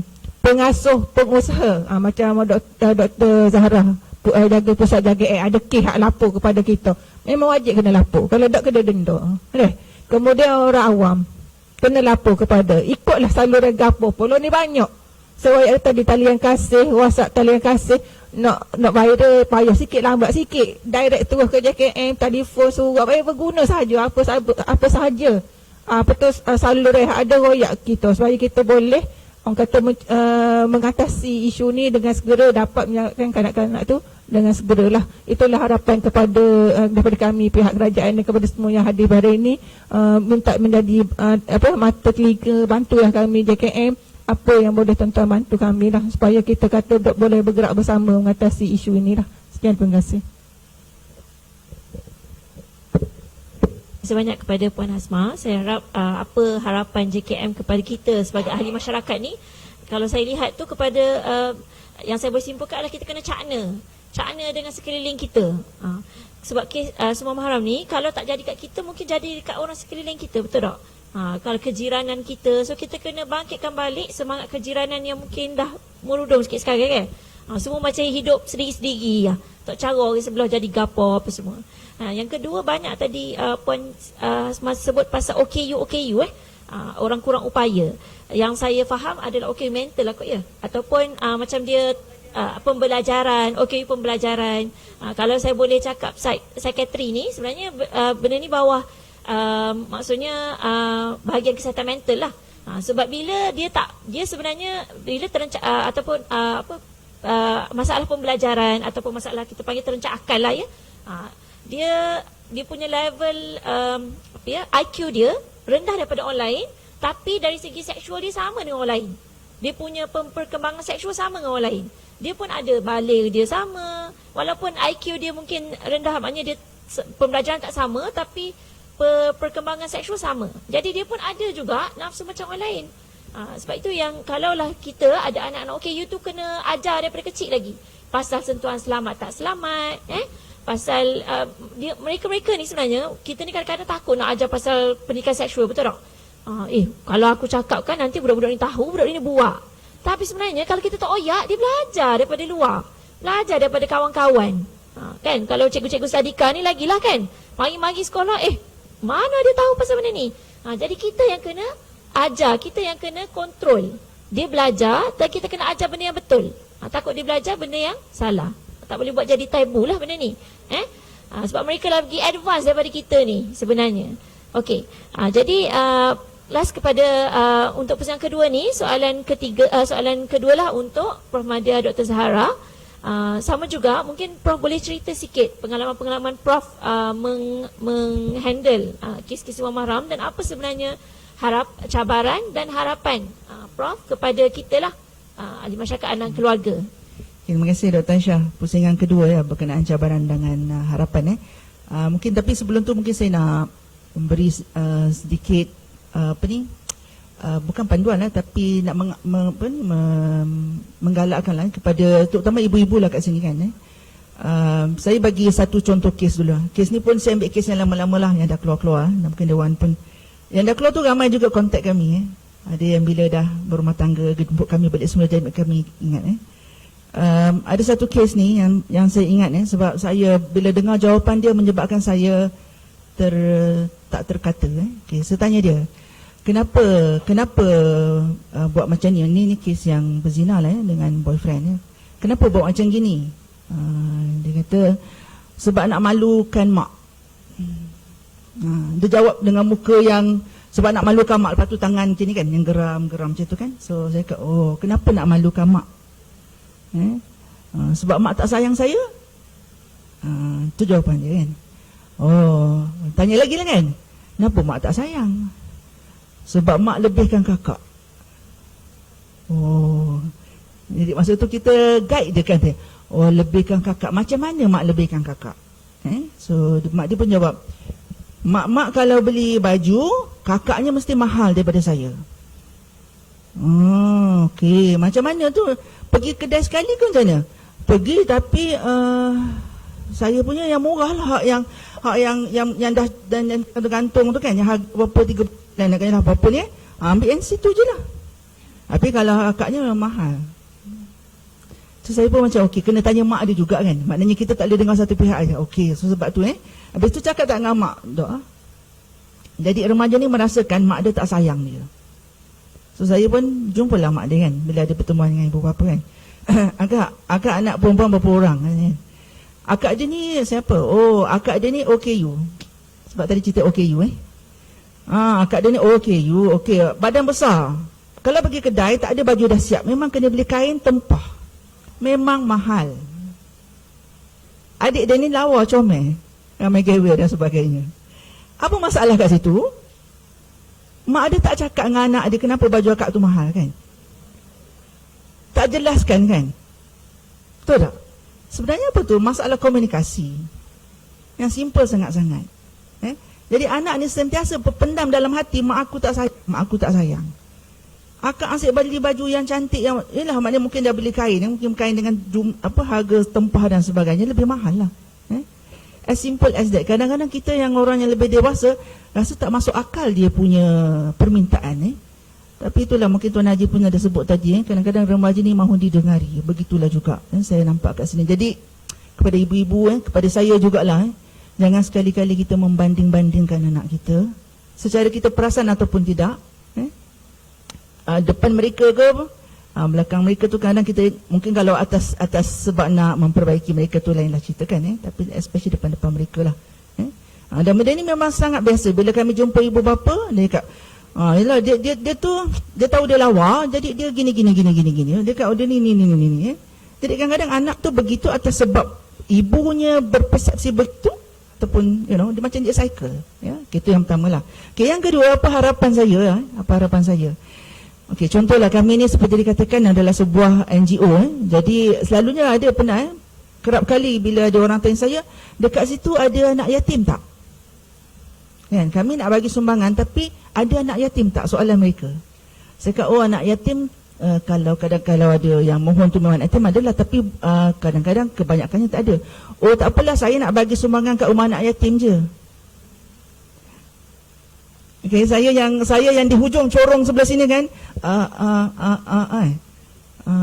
Apa kat situ? Kadang-kadang kita punya masyarakat merasakan bahawa kalau mereka membantu anak yatim tak salah. Pada saya tak salah, tapi rumah kami ni adalah juga antara yang boleh menerima zakat lah. Antaranya adalah sebab fisabilillah.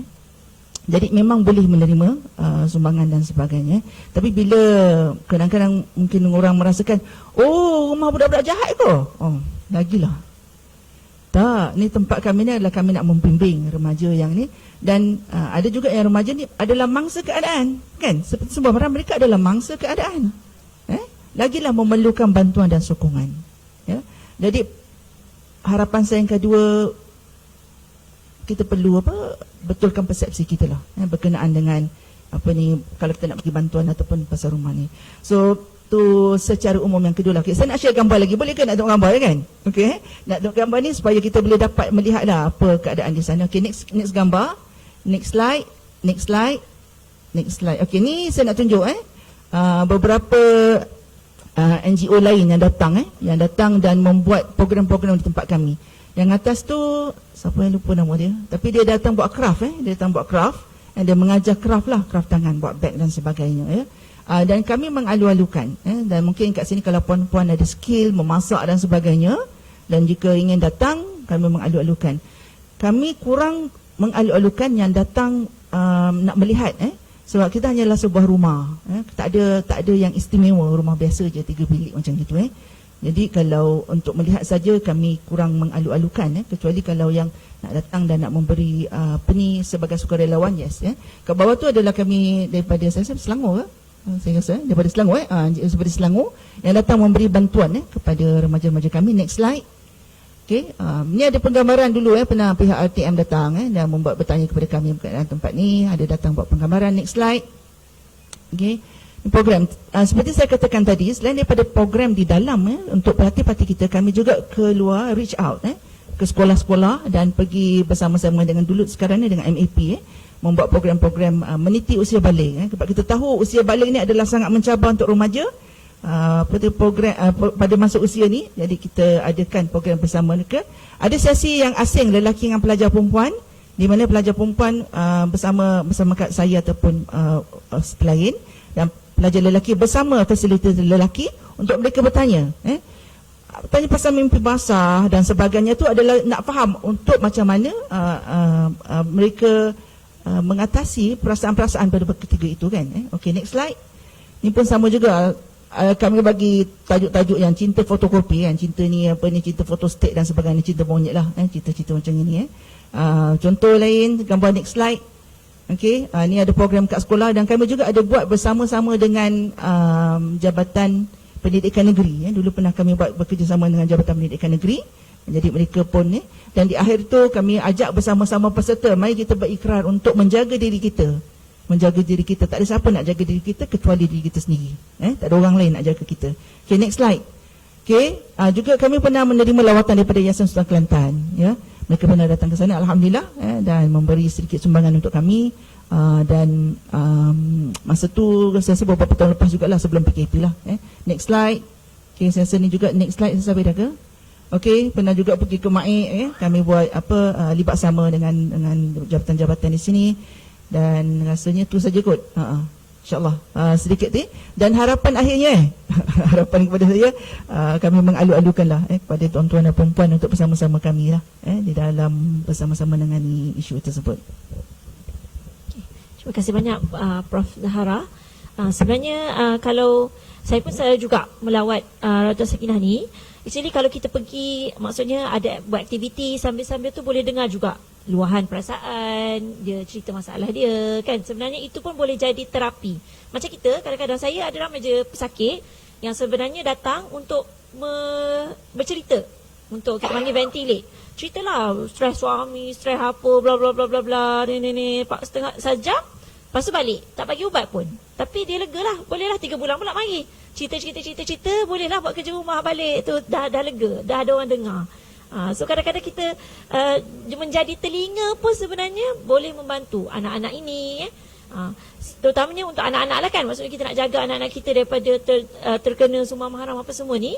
Kita jadi telinga dia. Bila dengar, kadang-kadang kalau kita jadi telinga dia pun mudah nak cerita. Kalau ada siapa-siapa dalam rumah tu, ayah dia ke, pak saudara dia ke, pakcik sebelah rumah ke, buat apa-apa kat dia pun mudah nak cerita kat kita, dan lagi mudah untuk kita mengelakkan daripada berlaku berulang kali.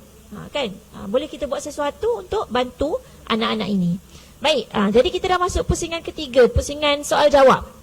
Saya alu-alukan dalam kalangan hadirin hadirat yang nak bertanya soalan kepada panelis kita, nak tanya akta apa ke, jadi prosedur macam mana ke apa semua boleh tanya. Dipersilakan. Ada siapa-siapa nak tanya soalan ke? Sorry. Ada siapa-siapa nak tanya soalan ke kepada panelis kita? Mungkin ada guru-guru tadika yang ada pengalaman ke, ataupun yang ada nak tanya apa-apalah mengenai sumber mahram ataupun apa-apa sahaja yang berkaitan, boleh ajukan kalau ada. Pehel belakang dah. Kira ke Mahmud Malik. Okey. Kita timbalan pengarah ya. Boleh silakan cik apa ya. Boleh perkenalkan diri dan inilah.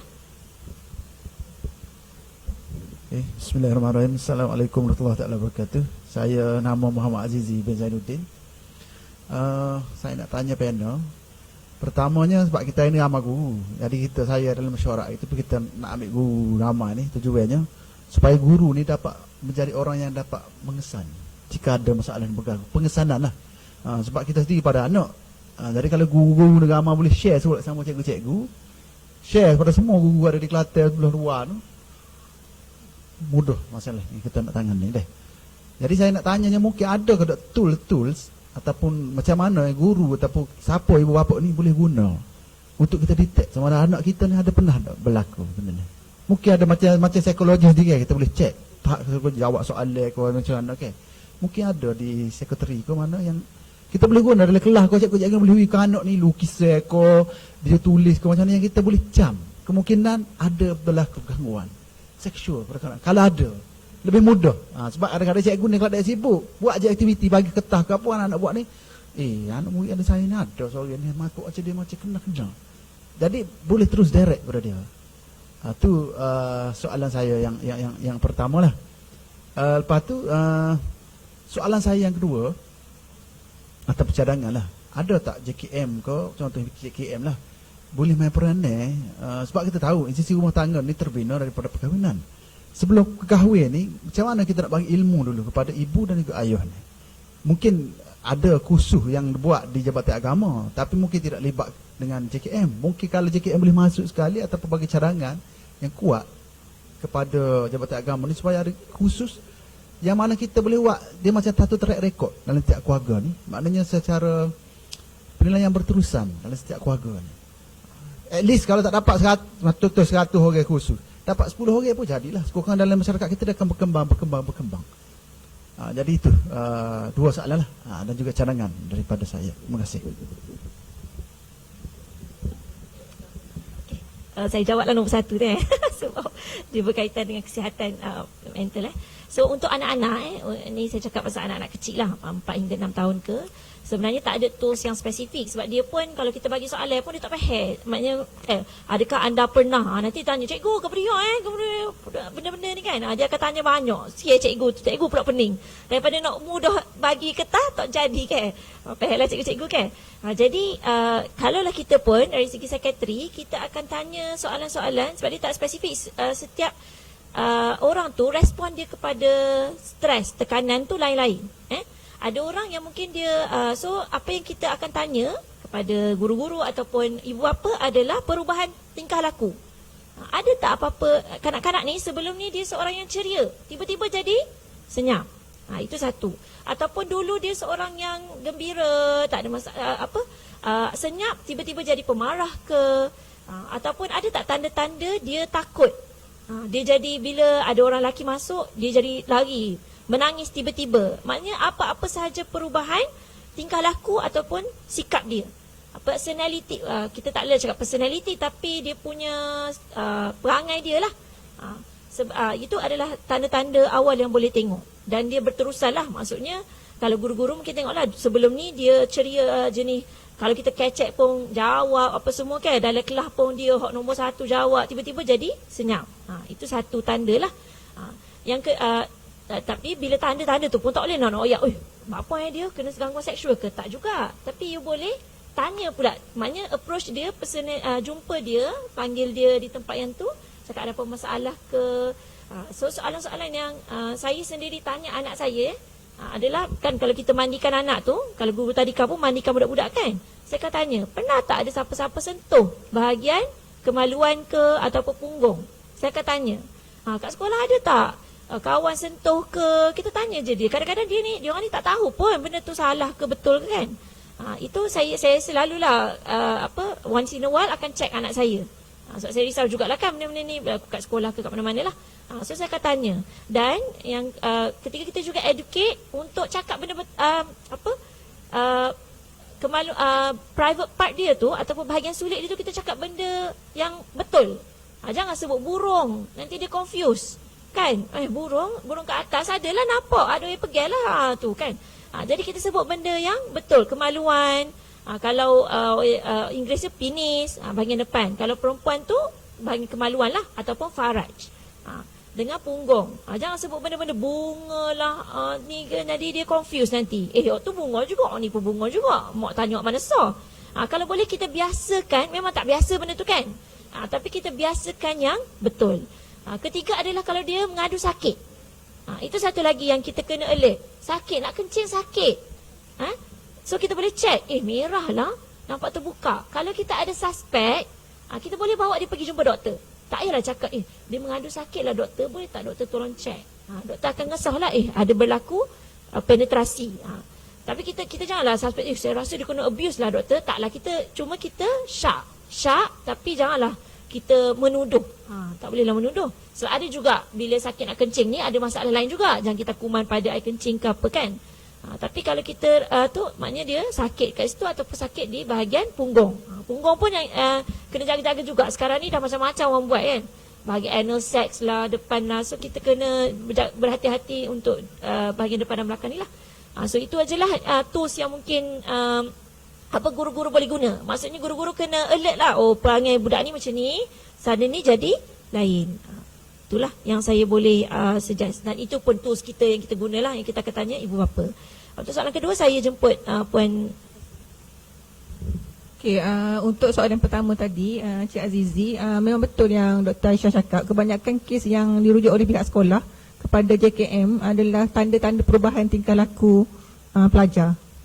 Sebabnya selain daripada duduk di rumah kan, seharian juga dia orang duduk di sekolah. So kalau anak-anak tu pelajar tu biasa okey, sampai satu masa menunjukkan perubahan.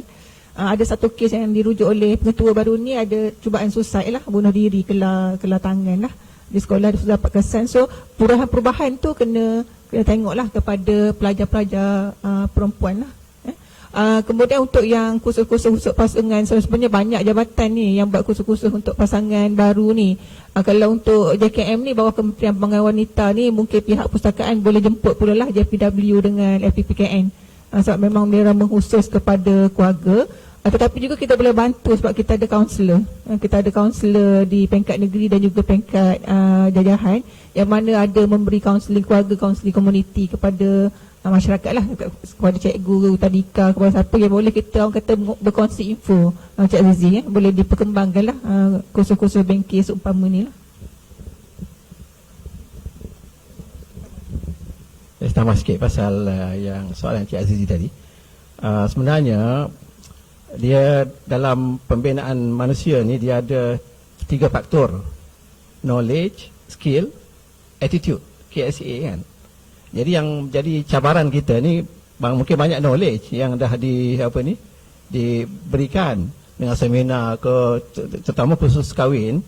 Saya dapati khusus kahwin sebab isteri saya salah seorang panel sebelum ni mengajar dari sudut kesihatan untuk pasangan yang bakal berkahwin untuk dapat sijil, dia panggil apa ya, sijil khusus kahwin lah. Sijil pra perkahwinan. Kalau tak ada sijil tak boleh kahwin. Jadi kita dapati yang datang tu sebenarnya nak dapat sijil je. Kadang-kadang tidur lah apa semua kan. Jadi tak tercapai maksud. Kadang-kadang crash. Tak boleh dapat dalam masa 1 atau 2 hari. Jadi saya cadangkan mungkin hasil daripada apa yang telah dilaksanakan pada hari ini, mungkin perpustakaan boleh kembangkan. Dalam Ikram sendiri, kita ada unit pembangunan keluarga sebenarnya yang telah mereka modul-modul yang selain daripada apa yang disebut oleh Timbalan Pengarah tadi. Kita juga ada modul-modul sebagai orang kata penambah lah kepada apa yang telah ada. kursus perkahwinan umpamanya, kursus perkahwinan 1 hingga 5 tahun, 5 tahun ke atas, kita pun ada. Kerana kita dapati masalah yang dia dalam masyarakat ni, dia kahwin ni mula-mula aja rasa seronok. Lepas dah lama dengan belacan dengan apa semua kan, lama-lama dia jadi kurang, akhirnya menyebabkan perceraian dan sebagainya. Jadi kita perlukan satu suntikan. Bagaimana agaknya dalam perkahwinan yang saya dah berkahwin 37 tahun sebenarnya. Jadi kita dapati dalam fasa-fasa perkahwinan itu kena ada masa-masa kena ada suntikan kembali, kena pergi honeymoon lagi sekali. Jadi tip-tip itulah yang boleh menyegarkan kembali proses perkahwinan yang kita harapkan. Harapan kita kahwin hingga ke syurga itu berjadi lah.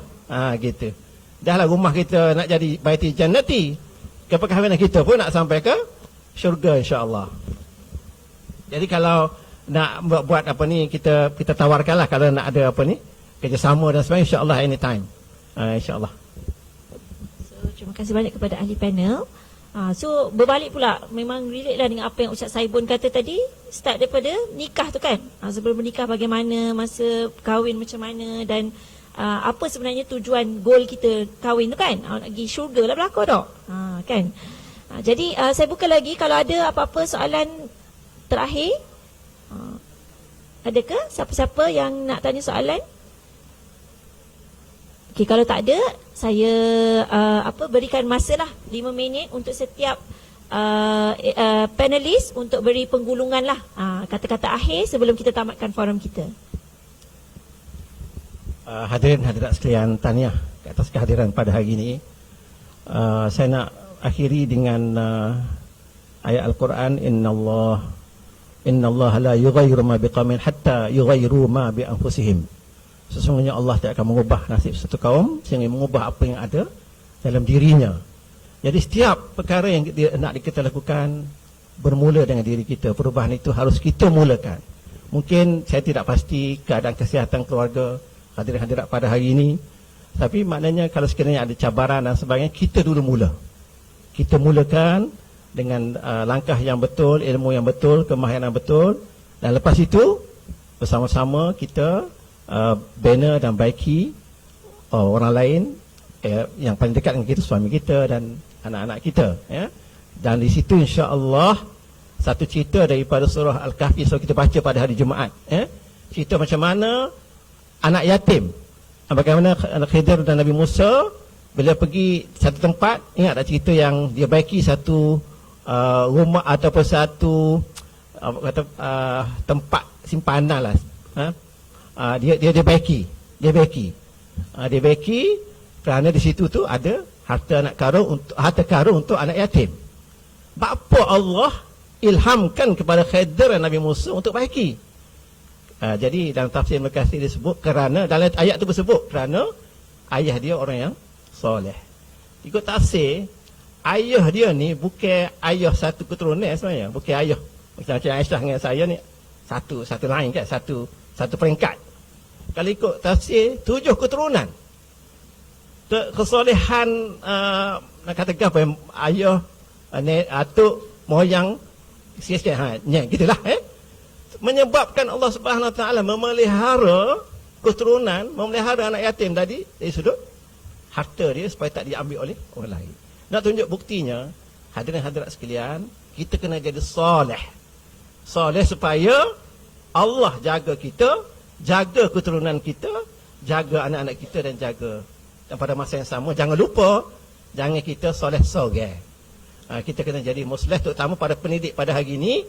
Jadikanlah anak-anak didik bukan saja anak kita, bukan saja anak orang, tapi anak kita, yang kita yakin dan percaya dengan didikan kita akan menjadi bata-bata ke arah kita melahirkan institusi keluarga yang baik, yang akan insya-Allah mengurangkan dan seterusnya mungkin menghilangkan isu-isu sumang mahram dan sebagainya.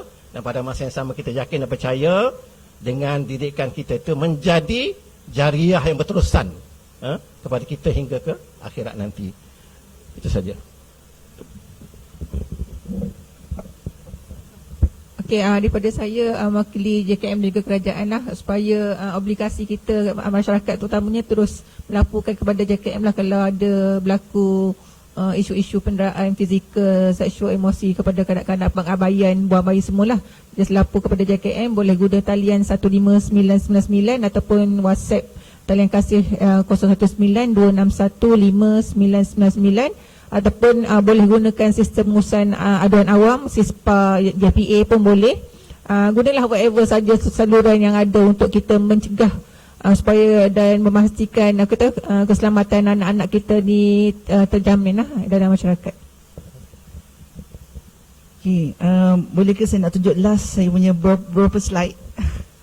Slide saya yang terakhir ni saya nak kongsikan, saya ada tanya pelatih masa saya sebelum datang ke sini, apa harapan mereka, ataupun memang biasa kita tanya jugalah, apa harapan mereka ataupun apakah luahan hati mereka yang mereka inginkan, yang mereka inginkan. Last bawah lagi slide lagi yang kat saya stop tadi tu kan.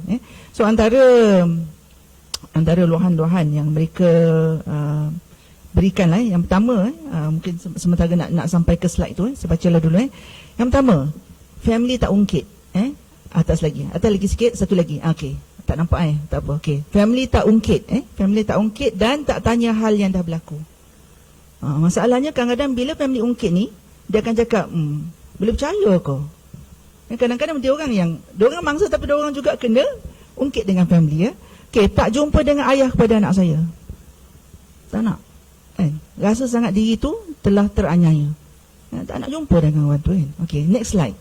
Yang ini bila ni mungkin tak nampak tapi tak apa, saya baca kat situ. Harap Umi tak maki-maki dan adik-adik dan saya. Tak nak jumpa pak saudara, tak nak jumpa mak saudara, tak nak jumpa saudara, tok saudara semua tak nak, sampai saya betul-betul bersedia. Mereka sangat-sangat hancur. Harapan mereka sangat-sangat hancur. Kalau kat bawah tu apa? Tidak minta dipercayai, tidak minta disanjungi, tapi hanya minta disayangi oleh Umi sendiri. Kita ni mak-mak kan, hati kita kalau anak tu terasa memang, of course saya pun faham ramai ibu-ibu yang datang ke Raudah Sakinah dengan hati yang begitu hancur, merasakan bahawa anak menconteng arang di muka mereka kan. Pada masa yang sama dia akan ada dua pihak juga, anak-anak juga akan merasa benda ini satu benda yang seolah-olah mereka tidak diberi peluang yang kedua kan. Family sendiri tak percaya, apatah lagi orang lain. Walaupun benda yang kita nak cakap tu adalah benda yang benar, tak percaya. Lebih percaya mungkin kepada ayah dia, lebih percaya kepada abang dia dan sebagainya. Dan last kali harapan dia yang ni, yang saya kotakkan benar-benar, last slide. Saya tak nak orang sekeliling pandang serong terhadap saya setelah tahu perkara yang sebenar. So berilah mereka harapan, berilah mereka peluang. Kita tak tahu akhirnya mereka mungkin lebih baik daripada kita. Antara pelatih kami pernah yang telah keluar pergi luar negara kan, belajar jadi ustazah dah sekarang, alhamdulillah, dan menjadi orang yang lebih baik daripada kita mungkin. Dan saya akhiri dengan satu hadis yang bermaksud sebaik-baik manusia itu adalah yang lebih baik kepada orang lain kan, yang bermanfaat kepada orang lain. Semoga jika kita tak boleh nak membuat sesuatu yang baik pun, janganlah kita menambahkan benda yang tak elok. Wallahu alam. Dan saya mengalu-alukan kita akan ada keluarkan buku, mungkin teaser awal. Kami sedang menyediakan sebuah buku dan akan harapnya bulan depan siaplah. Raudah Sakinah Kelantan, Secebis Harapan 1000 tak ingatlah. Tapi teaser dulu tak ingat mereka. Tapi insya-Allah dalam proses percetakan dan kami harap buku tu dapat dikeluarkan sebelum Ramadan ni, dan bolehlah kalau boleh dah siap kami war-warkan dan bolehlah bersama-sama menyumbang kepada kami. Wallahu alam. Itu saja daripada saya. Terima kasih banyak kepada semua panelis kita pada hari ini. Saya berharap apa yang mereka telah sampaikan kepada kita jangan duduk sajalah, kena buatlah sesuatu kan. Kalau tu boleh share dengan orang lain. Semua orang ada FB, ada TikTok, ada TikTok ke belakang, ada FB mungkin. Kita generasi ada yang muda-muda kan. IG ke mungkin boleh share macam tadi kan.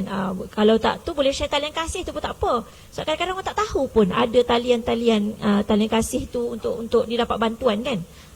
Dan kalau kita ingat yang kita kena lebih cakna kepada mangsa. Mangsa tu adalah anak-anak kita tu lah. Kadang-kadang kita banyak nak defend pemangsa, mangsa tu yang kita terabai. So kita kena fokus kepada mangsa, dan insya-Allah Allah akan bantu kita. Walaupun tadi kan macam Prof Zahra kata nanti kalau kita bagi tahu pasal ayuh ni tak ada lah mata pencarian. InsyaAllah ada, JKM ada menyediakan bantuan NGO, kita boleh bantu insyaAllah. So jangan putus harapan. Bismillahirrahmanirrahim. Assalamualaikum warahmatullahi wabarakatuh kepada para peserta dan di panel-panel forum yang masih kekal di kerusi masing-masing. Alhamdulillah kita sampai ke penghujung program kita. Sebelum kita bersurai dengan pack lunch yang disediakan oleh pihak penganjur, kami pihak penganjur juga ada menyediakan resolusi lah. Maknanya benda yang nak buat balik, selain daripada pack makan tengah hari itu, kita juga ada apa hak kita boleh buat balik. Jadi sebenarnya intipati daripada sehari duduk sini, setengah hari kita duduk di dalam Dewan Pustaka ni. Jadi untuk kita ni semua kita ni berbeza, datang daripada pelbagai latar belakang yang berbeza lah. Kita ada ibu bapa, semestinya semua kita adalah ibu bapa kan. Dan ibu bapa, dan kita ada guru-guru hari ini, dan kita ada agensi kerajaan, dan juga kita adalah sebenarnya adalah anggota masyarakat. Jadi apa yang saya cuba rumuskan adalah peranan-peranan daripada setiap kita semua pada hari ini. Jadi kalau kita tengok setiap kita pada ni kita boleh memainkan peranan. Pertamanya sebagai ibu bapa. Sebenarnya kita ada 11 resolusi yang saya pendekkan. Satunya, kita mendidik anak-anak tentang aurat, sentuhan selamat dan adab pergaulan. Yang kedua, melatih anak supaya sentiasa kongsi maklumat dan tidak berahsia, dan sentiasa ambil peduli serta aduan mereka, peka dengan aduan mereka. Yang ketiga, menjadikan Al-Quran sebagai sumber rujukan di dalam pendidikan anak-anak dan perhubungan suami isteri.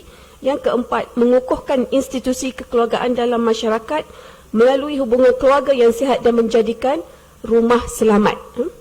Dan yang seterusnya, sebagai anggota masyarakat, keterlibatan dan kesedaran masyarakat terhadap penderaan seksual kanak-kanak.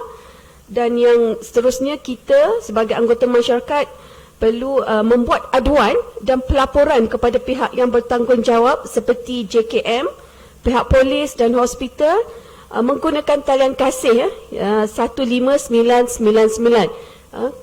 Mungkin pada hari ini baru tahu talian ni, mungkin supaya kita semua ingatlah talian ni untuk kita membuat pelaporan.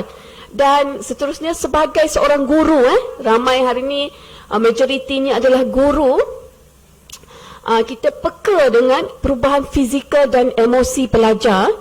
Macam mana tadi Dr. Aisyah ada sebut perubahan-perubahan, walaupun tiada tools untuk kita mengenal pasti mereka, tapi perubahan awal ini dapat dikenal pasti daripada emosi pelajar tersebut, daripada pendiam menjadi periang, daripada periang menjadi pendiam, jadi suka makan tak suka makan, daripada segi fizikal dia, cara dia berjalan dan sebagainya. Dan guru juga boleh memainkan peranan sebagai ibu bapa kedua kepada mereka, di mana menjadi tempat luahan,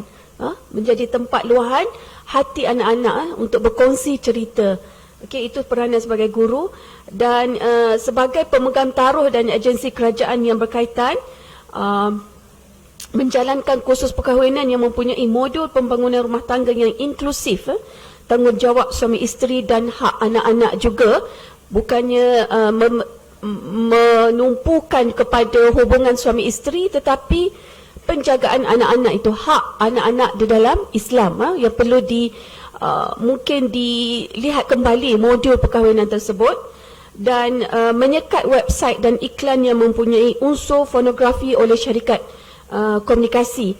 Kita sebagai anggota masyarakat dan beberapa kita tak ada kita tak ada kuasa untuk menghalang ini. Jadi kita boleh sekat dengan anak-anak je, jangan tengok benda gitu kan. Tapi benda tu duk mari seumur. Jadi itu adalah peranan pemegang taruh lah, untuk melakukan screening, kita kata, menyekat website sebegini.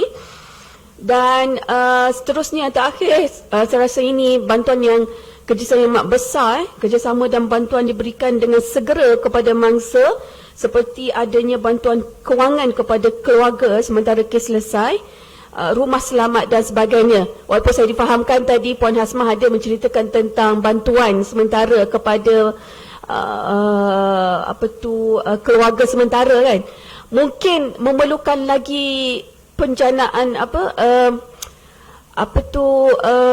dana yang lebih besar, bukannya daripada satu pihak saja, agensi-agensi lain lagi. Jadi itu saja sebagai resolusi forum kita pada pagi ini, tengah hari ini.